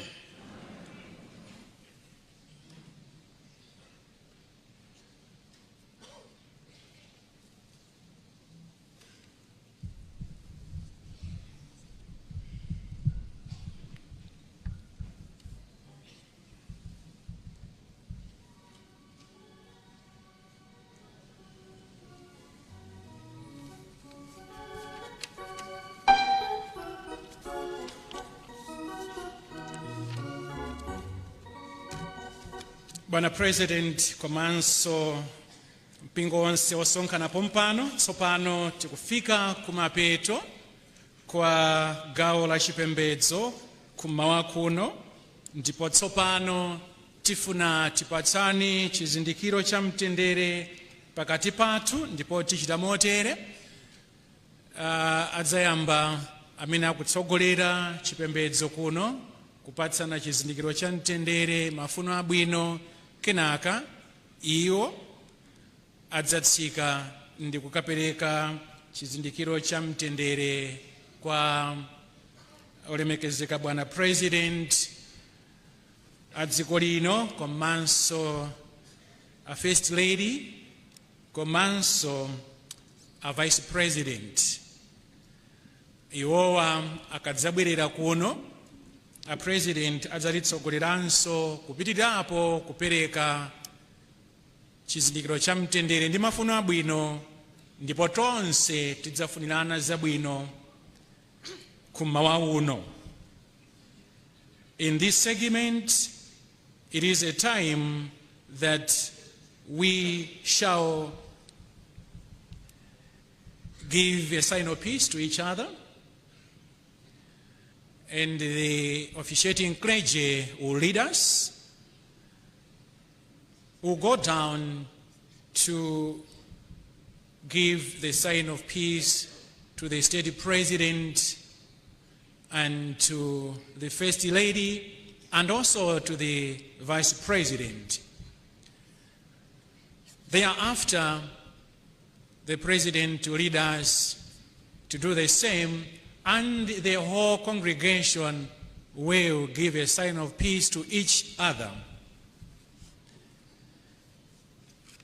Ambuye wathu Yesu Khristu pa Yohane chapter 13 verse 34 adanena mawu akuti, ndikupatsani lamulo latsopano lakuti mukondane wina ndi mnzake monga ine ndinakonda inu, nanunso mukondane wina ndi mnzake. Mukamakondana aliyense adzadziwa kuti inu ndinu ophunzira anga. Lero tikamakondana aliyense adzadziwa kuti ife ndi Amalawi. Chifukwa chake tikuyeneradi kupatsana mafuno abwino amtendere pakati pa wina ndi mnzake. Mu nthawi imene a St. Patrick's adzatitsogolera ndi nyimbo imene adzayimba pansi ndi afunse akuluakulu onse amene tikutsogolera chipembedzo kuti tsopano mundilondola kuti tipite tikapereke chizindikiro cha mtendere ndi mafuno abwino.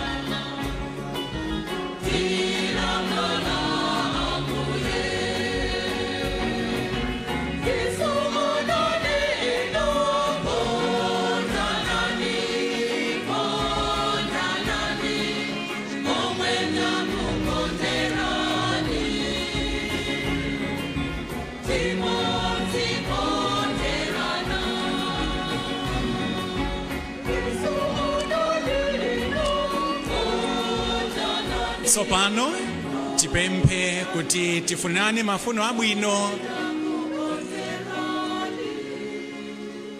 wina ndi nzake. Tiyeni Amalawi mipando mwathumo tifunane mafuno abwino, tipatsane moni wamtendere. It's time that we give each other the sign of peace.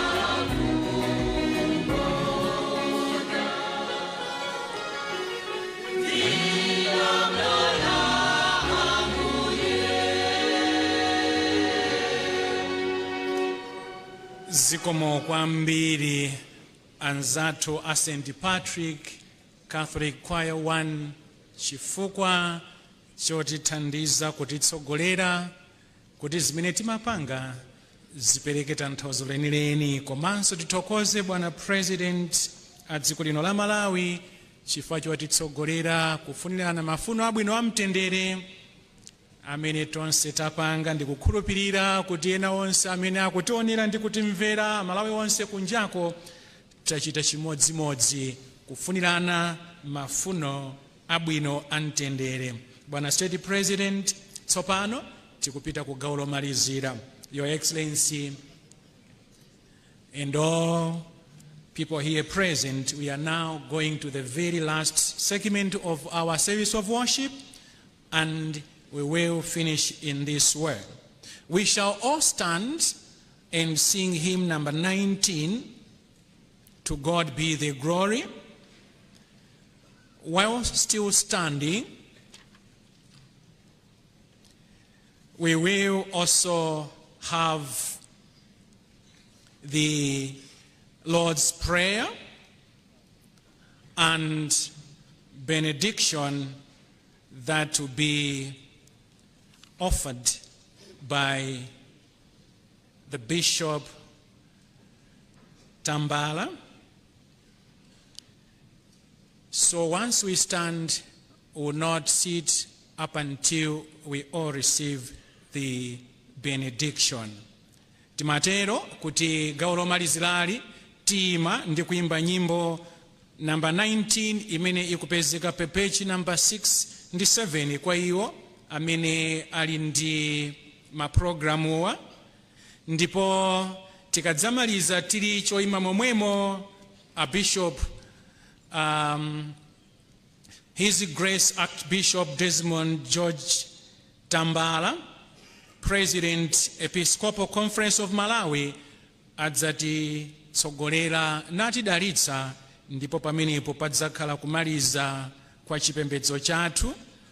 Titakhala pansi tidzafunsa abusa Dr. Davidson Chifungo amene ndi msungichuma wa Public Affairs Committee kuti adzapereke chopereka ku Dodima, ndipo tidzafunsa a commissioner a Dodima kuti adzalandire.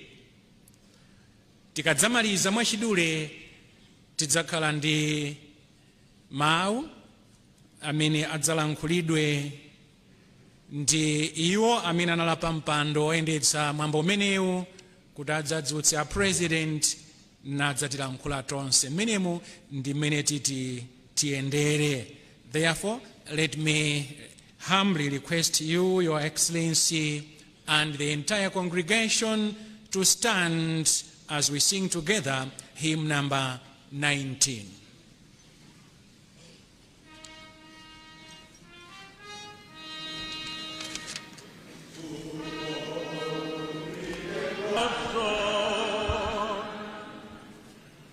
Monga momwe Ambuye Yesu adatiphunzitsira, tiyeni tonse pamodzi tipemphere pemphero ili la Atate athu limene nditsogolere.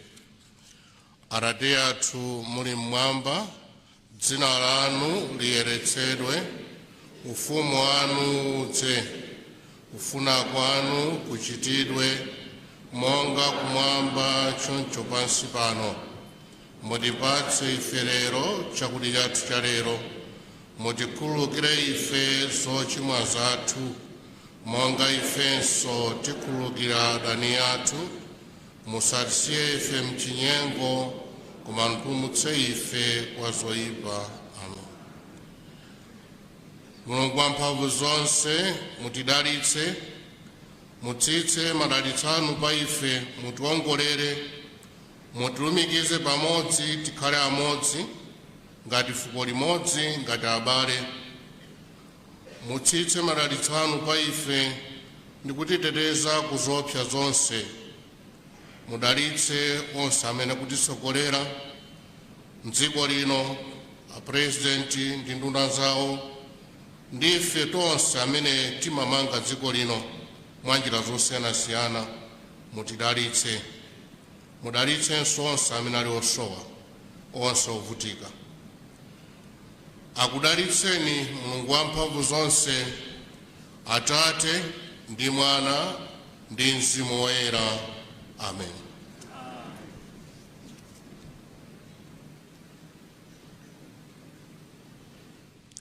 Tiyeni tikhale.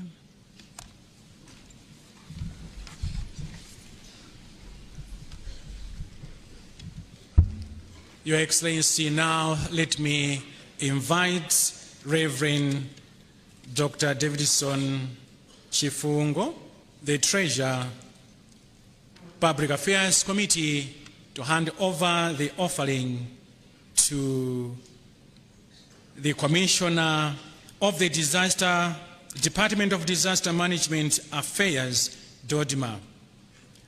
The offering has been 2,073,000 kwacha 960. 2,073,000 kwacha 960. We have also received 330 United States dollars and €5. Glory be to God.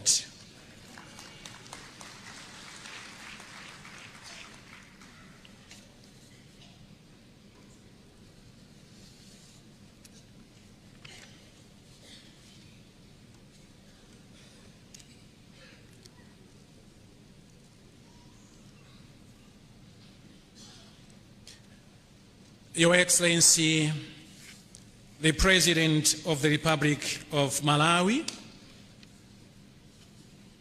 Dr. Lazarus McCarthy Chakwera, Your Excellency, Madame Monica Chakwera, First Lady of the Republic of Malawi, Your Honor, Dr. Michael Biswick Usi, the Vice President of the Republic of Malawi, all protocol observed. This time, I will give a vote of thanks before I invite Honorable Kandawire to come and give few remarks, and thereafter invite you, Your Excellency, to address us. Mwachidule olemekezeka President, ine m'malo mwa anzanga amene tatsogolera mwambo mu tsiku la lero tifuna tikuthokozeni kwambiri pamodzi ndi Madam First Lady komanso achiwiri anu komanso akuluakulu onse amene mwafika pano chifukwa chakubwera kwanu kudzakhala nafe pamwambo wa mapemphero a tsiku la lero. Ambuye akudalitseni. Ndithokozenso onse amene mwabwera ku chipembedzo chimenechi. Zikoma kwambiri kuti munatenga nthawi yanu ndi kukhala nawo. Ambuye akudalitseni mwapaderadera. Ndithokozenso anzanga amene tatenga magawo osiyanasiyana mu chipembedzo chimenechi kuno, komanso makwaya onse amene ayimba. Kanthawi kena munaona pamene timapereka chizindikiro cha mtendere, ena abusa anachokera uko amene aja anali pa technical committee ndi ma general secretaries komanso ma secretary generals a mipingo yosiyanasiyana anabwera atenga gawo. Ambuye akudalitseni kwambiri. Komanso pala abusa ena amene anapatsidwa magawo, nonsenu mulandire kuthokoza chifukwa chakupezeka kwanu mwapaderadera. Tiyamikenso Amalawi onse amene anachita chisankho kutsegula makanema komanso mawairesi ndi kutsatira mwambo onse wa mapemphero a tsiku la lero. Tikukuyamikani kulikonse kumene muli. Your Excellency, I would like in a very special way to thank all distinguished invited guests, our diplomats, and all of us for coming and attending this service of worship. Now, I would like to invite the chairperson, Honorable Harin Kandawire, Minister of Defense, who is the chairperson of the Ministerial Committee of the 60th Independence Anniversary National Service of Worship, to come to give a few remarks and thereafter to request you, Your Excellency, to address us. Thank you.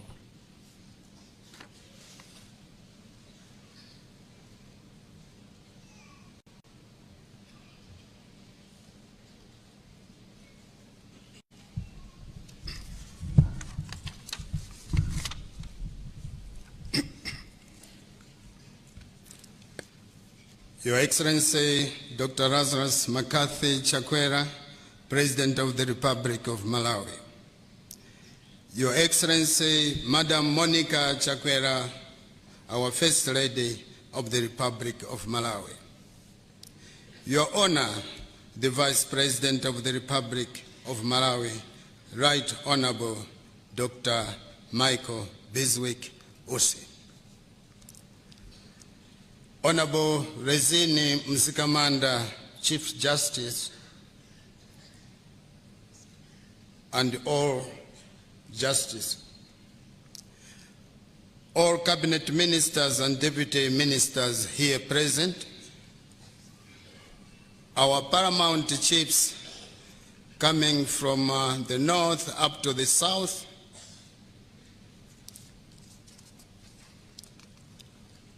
officiating clergy, Dean of the Diplomatic Corps, Her Excellency Dr. Nancy Saungweme, High Commissioner of Zimbabwe to Malawi, and all members of the Diplomatic Corps. The Secretary General of Malawi Congress Party and all other Secretary Generals here present. The Secretary to the President and Cabinet and all senior government officials here present. Honorable Alfred Jia, Member of Parliament for LILONGWE City Centre. Your Worship, Councillor Esther Sagawa, Mayor of the City of LILONGWE. Organizing Committee of Ministers that organized this meeting, Your Excellency, I will request them to stand at one time. Mr. MacLeod Kadamanja, Chief Executive Officer for LILONGWE City Council, distinguished invited guests, ladies and gentlemen. Your Excellency, I stand before you with a great sense of humility and profound gratitude for having been entrusted with the responsibility of leading the Cabinet Committee on the commemoration of the 60th Independence Anniversary. Your Excellency, my humble task this morning is to request you, Your Excellency, to address us all at this important day for our nation, Malawi. Your Excellency, before I do that, let me request to say a few remarks.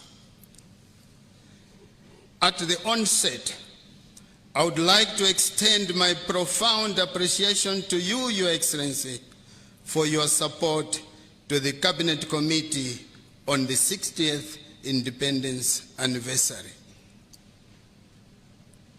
My committee and I fully appreciate, Your Excellency, that this commemoration has come at a difficult time for the country, as we are still healing from the tragedy that took the life of our Vice President, Right Honorable Dr. Saulos Kroos Chilima, and 8 other officials, including your advisor, late Honorable Lucius Banda, who passed on a few days ago.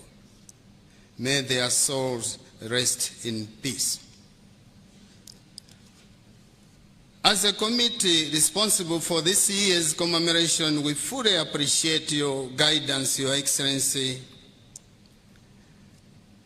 Allow me, Your Excellency, to request the committee that organized this function, the committee that you were entrusted. My colleagues, cabinet ministers, may I request you to stand? Of course, there were other committees from cabinet that we co-opted. Please, let's all stand. Your Excellency, this is the committee that you entrusted to do today's job. Colleagues, I would like to appreciate the unity that prevailed in organizing today's function. May you sit down, colleagues. Your Excellency, apart from these colleagues of mine, we also had your advisor, Honorable Kamwendo, Your Excellency, ife tinachepa bridge latu kufika kwa akuru ali huku, ma spiritual fathers atu ali huku, anali Reverend Kamwendo, siningaleke kumuchura. Wherever you are, Reverend Kamwendo, you've done a good job.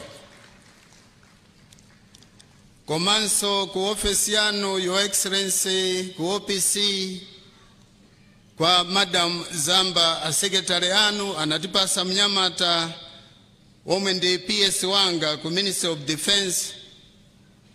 James Chiusiwa anachita head committee, technical committee, wherever you are. Thank you very much. Your Excellency, ngati pali pena pake sitinafike pateni, koma ulendo unandituma komiti yano ma ministers akuti ulendo winawo tizafika pateni.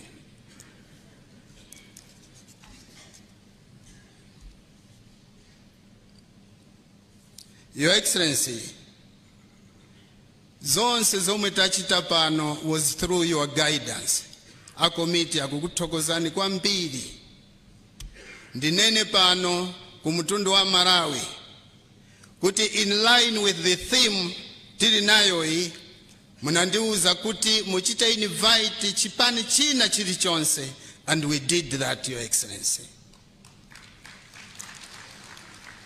Makadi tatumiza, we made a follow-up ndima phone calls, palibe chipani chilichonse sichinganene kuti sitinapereke makadi, ndimati ndichite report. Your Excellency, mostly I would like to thank the officiating clergy. Ifeyo tagwira ntchito now through, as I said, Reverend Kamwendo. Komanso poti muno ndi mchechi ndinenenso kuti brothers and sisters omwe ali uko ndiwathokoze kubwera kwawo kwa lero. Ndithokozenso kunjako omwe akuonera kanema, komanso outside the country omwe akuonera kanema kuti zikomo kwambiri. Theme ya lero ndi tikufuna healing unity. These two catchwords momwe tamverera brothers and sisters ndiye nkhani uthenga akutiuza ma spiritual fathers athu ali kumbuyoko. Your Excellency, with these few remarks, let me humbly request Your Excellency to address the gathering here and the nation of Malawi. Thank you, sir.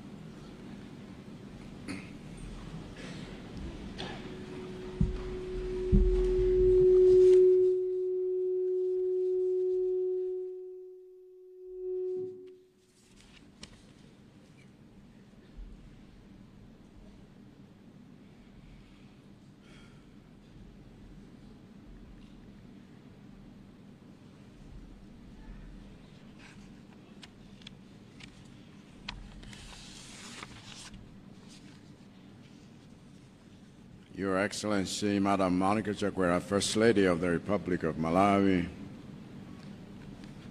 Your Honor, Dr. Michael Bismarck Usi, Vice President of the Republic of Malawi, Your Lordship, Reverend Robert Mzikamanda, SC, Chief Justice of the Republic of Malawi,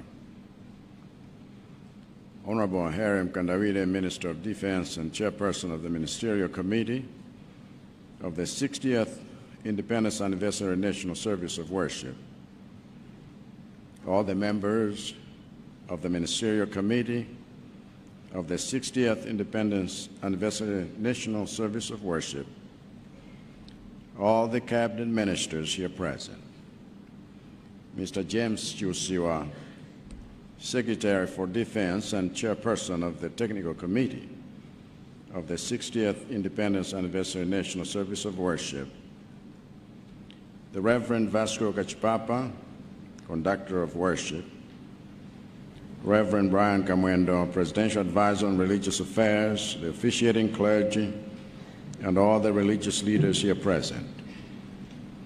Your Excellency, Dr. Nancy Sangweme, Ambassador of the Republic of Zimbabwe to the Republic of Malawi and Dean of the Diplomatic Corps. Your Excellencies, heads of mission and international organizations here present, Your Majesties, Inkosi Amakosi Mberwa V and Inkosi Amakosi Goman V, Paramount Chiefs, Lundu, Kawinga, Chikwamaembe, and Kaduya, and all the traditional leaders here present. Your Worship, Councillor Esther Sagawa, Mayor of the City of Lilongwe, and all the councillors here present. Honorable Alfred Gia, Member of Parliament for Lilongwe City Center constituency, and all the members of Parliament here present. Fellow Malawians, distinguished invited guests, Amaindiaba. Mwezi wa Februari, napita ku nyumba ya malamulo kapereka ripoti kwa aphungu anu aja mmene dziko likuyendera, ndipo mripoti imo ndatchulamo zoti chaka chino tidzakhala ndi chisangalalo chachikulu pokumbukira kuti dziko lathu lakwanitsa zaka 60 lili pa ufulu. Pa chizungu amati Diamond Jubilee.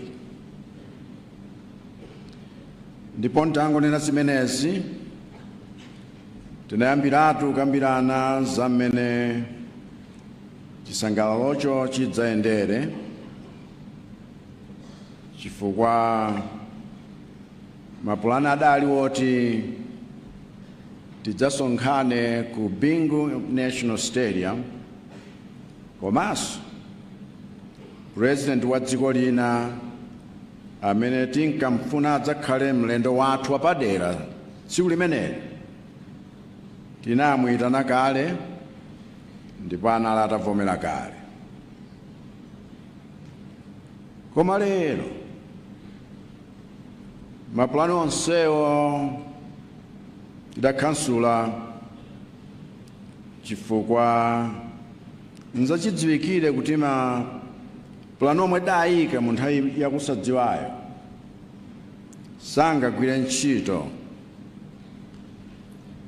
nthawi ino tili mkati mwa chisoni chifukwa cha ngozi ndi imfa zowawa zomwe zatigwera mwadzidzidzi mwezi wangothawu.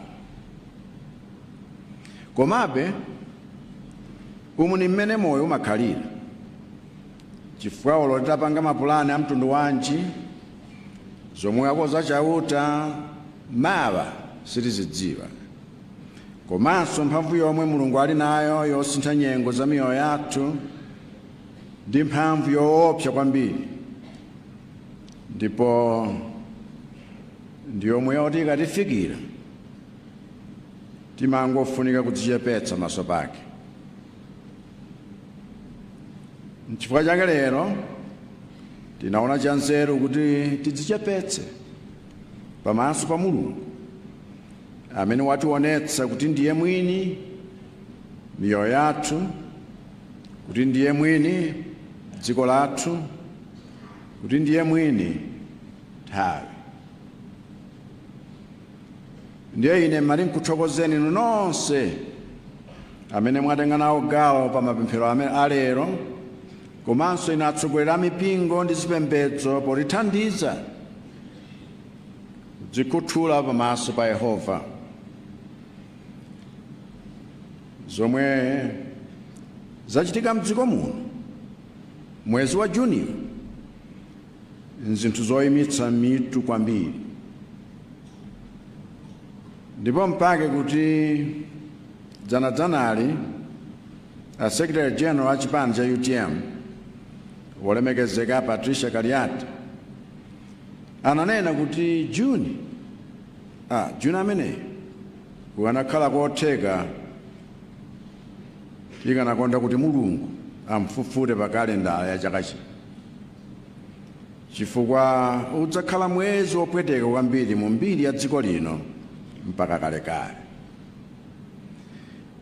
Ndiye ine kwanga nkungopitiriza kupempha Mulungu kuti apitirize kutitonthoza tonse pamene tikuwuzirana mabala athu. Na ntchito yowuzirana mabalayi yayikulu komanso njali yense yatonse.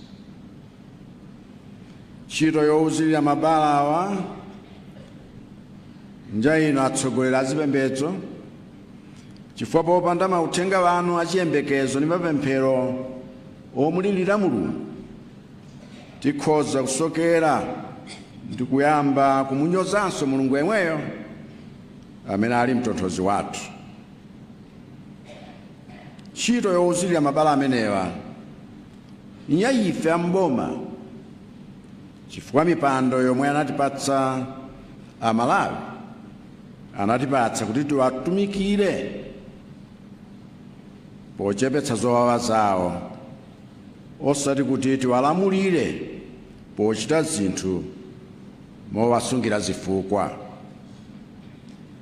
Ntchito yowuzirira mabalawa ndiye ino atsogoleri a zipani zosiyanasiyana, chifukwa imfa ni chinthu chowawa ndi kale, ndipo imfa simasakanizika ni ndale popanda kuonjezera ululu wina omwe tikanatha kuupewa. Ntchito yowuzirira mabalawa ndiye ino amene mwapanga kafukufuku wa ngozi yomwe inachitika makamaka aja achipatala omwe anamaliza kuwunikira mitembo yonse yaja anafa pa ngozi ija tisanawayike m'manda, ndicholinga choti adziwe kuti anafa motani. Komanso aja akatswiri a ndege ya ku dziko la Germany omwe anamaliza kuwunikira malo a ngoziyo ndicholinga choti adziwe kuti vuto linagwetsa ndege linali chiyani, chifukwa popanda kudziwa zotsatira zakafukufuku ndi maunika amenewa, anthu apitirira kusowa mayankho amene amathandiza kuti mabala ayambe kupola. Komanso mundilole nnene pokumbutsana kuti ntchito yowuzirira mabalawa ni yayinunso apolisi, chifukwa nzachidziwikire kuti pa nthawi yowawa sipalephera kupezeka awiri atatu ofuna kuchita ziwawa mosasunga lamulo. Koma inuyo monga anthu oteteza ufulu ndi mtendere wa dziko muyenera kuyesetsa kugwiritsa ntchito njira zonse zowathandizira anthu kusunga malamulo musanayambe kuwamanga. Ndiye chonde mokudandaulirani popeza malamulo sandipatsa mphamvu yokulamulirani. Ndimati ndikupempheni inu Inspector General kuti muonetsetse kuti Malawi Police Service izigwira ntchito ngati service yotumikiradi osati ngati Malawi Police Force yopwetekera abantu.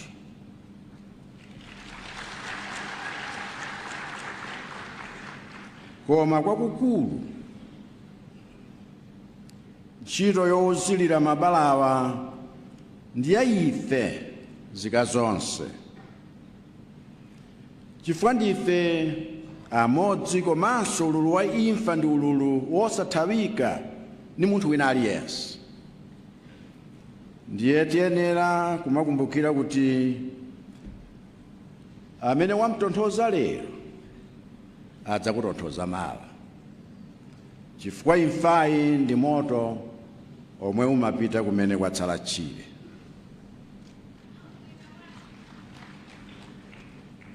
Chachikulu pamene takwanitsa zaka 60 ndikugwirizana zochita kuti tsogolo la dziko lino likhale labwino ndi lowala koposa kale, malingana ndi masomphenya a malemu Dr. Saulos Klaus Chilima. Chachikulu pamene takwanitsa zaka 60 ndikugwirizana kusintha kachitidwe ka zinthu m'dziko muno, kuti mavuto omwe takhala tikulimbana nawo zaka zonsezi akhale mbiri yakale.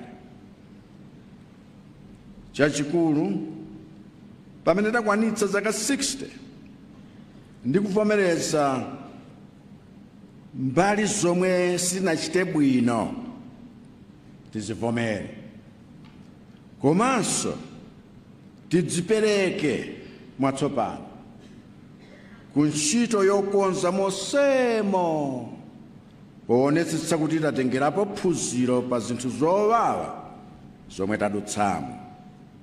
Nunena kuti chachikulu pamene takwanitsa zaka 60 nkukanitsitsa mfundo za yense amene akufuna tizingokhala bize ni ndale zake zomenyana ndi kunyozana, chifukwa ndale zimenezo nzosatukula dziko komanso nzoononga tsogolo la Malawi. Chachikulu pamene takwanitsa zaka 60 ndikutsatira chitsanzo cha malemu Dr. Saulos Klaus Chilima podzipereka ku ntchito yotumikira mbendera ya dziko lino, mpaka nafe tidzafere mbendera imeneyo. Ndiye pa tsiku la lero ine ndikudzipereka mwatsopano ku ntchito yokutumikirana, ndikudzipereka mwatsopano ku ntchito yotukula dziko lathu, ndikudzipereka mwatsopano ku ntchito yoyanjanitsa Amalawi onse kuti tigwire ntchito limodzi, ndikudzipereka mwatsopano ku ntchito yokweza mbendera yathu kuti miyoyo ya Amalawi onse ikwere koposa zipani, koposa ndale, komanso ikwere kuposa mabala omwe tili nawo pali pano. Ambuye akudalitseni nonse. Ziko.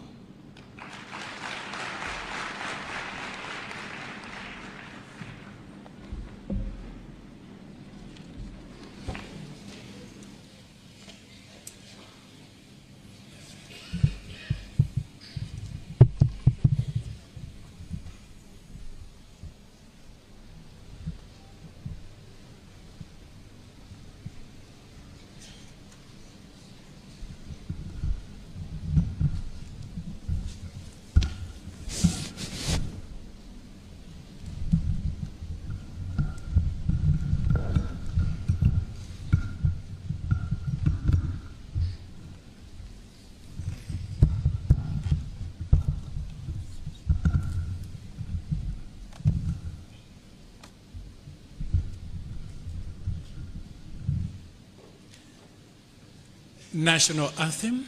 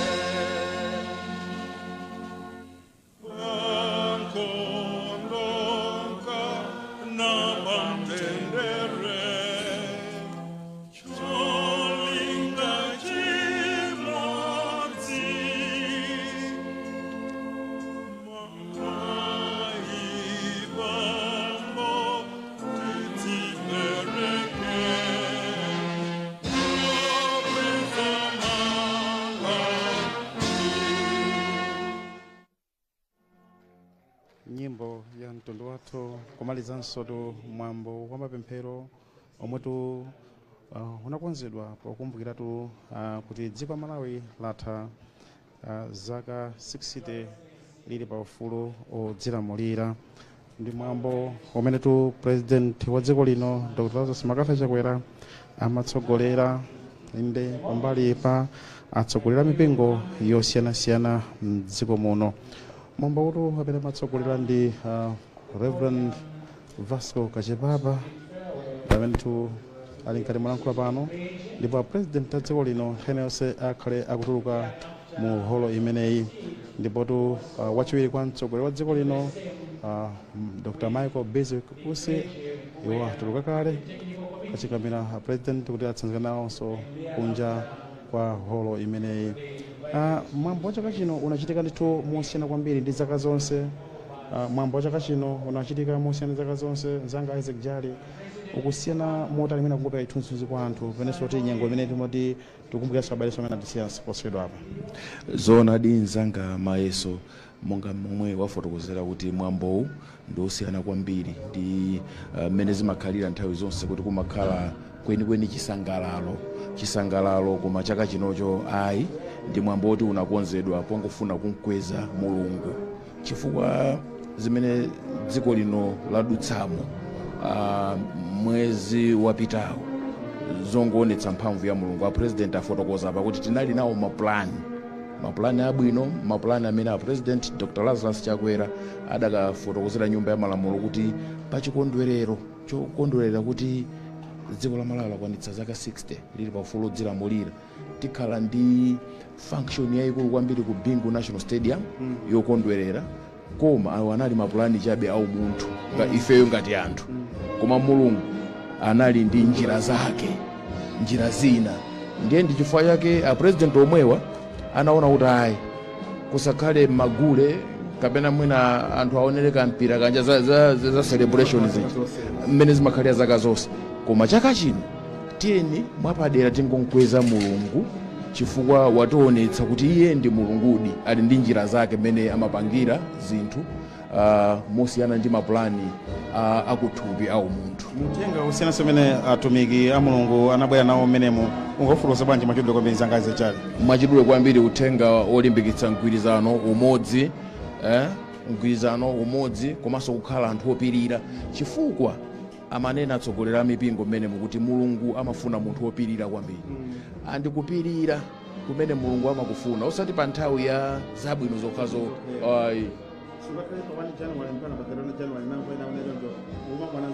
Ayo satenga ndesi Mulungu amene. Mulungu amafuna munthu opirira.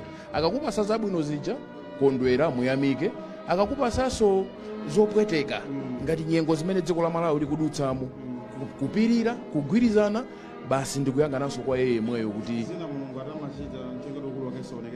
kwambiri wina amanena kuti ambuye sikodi anapanda chonchi munthu oluma amene ndi anangotsika kuchoncho licho zina zikamachitika Mulungu amakutisala kuitsayo. Zona linzanga mayeso chikhadzula ndiye tingonena ndithu kuti uthenga waukulu kwa uchokera kwa akuluakulu azipembedzo unali umene kuti mgwirizano ufunika pa nthawi imeneyi. Ndizodziwikiratu kuti mitima ena idakali mmwamba choncho koma ayi ndithu president anena kuti ayi pali kafukufuku amene dziko la German lachita, komanso apemphanso mabungwe ndi anthu osiyanasiyana dzino phazi pa polisi kuti ayi athandiza kwambiri kuthunzitsa mitima ya Malawi komanso mbali yoti achipembedzowa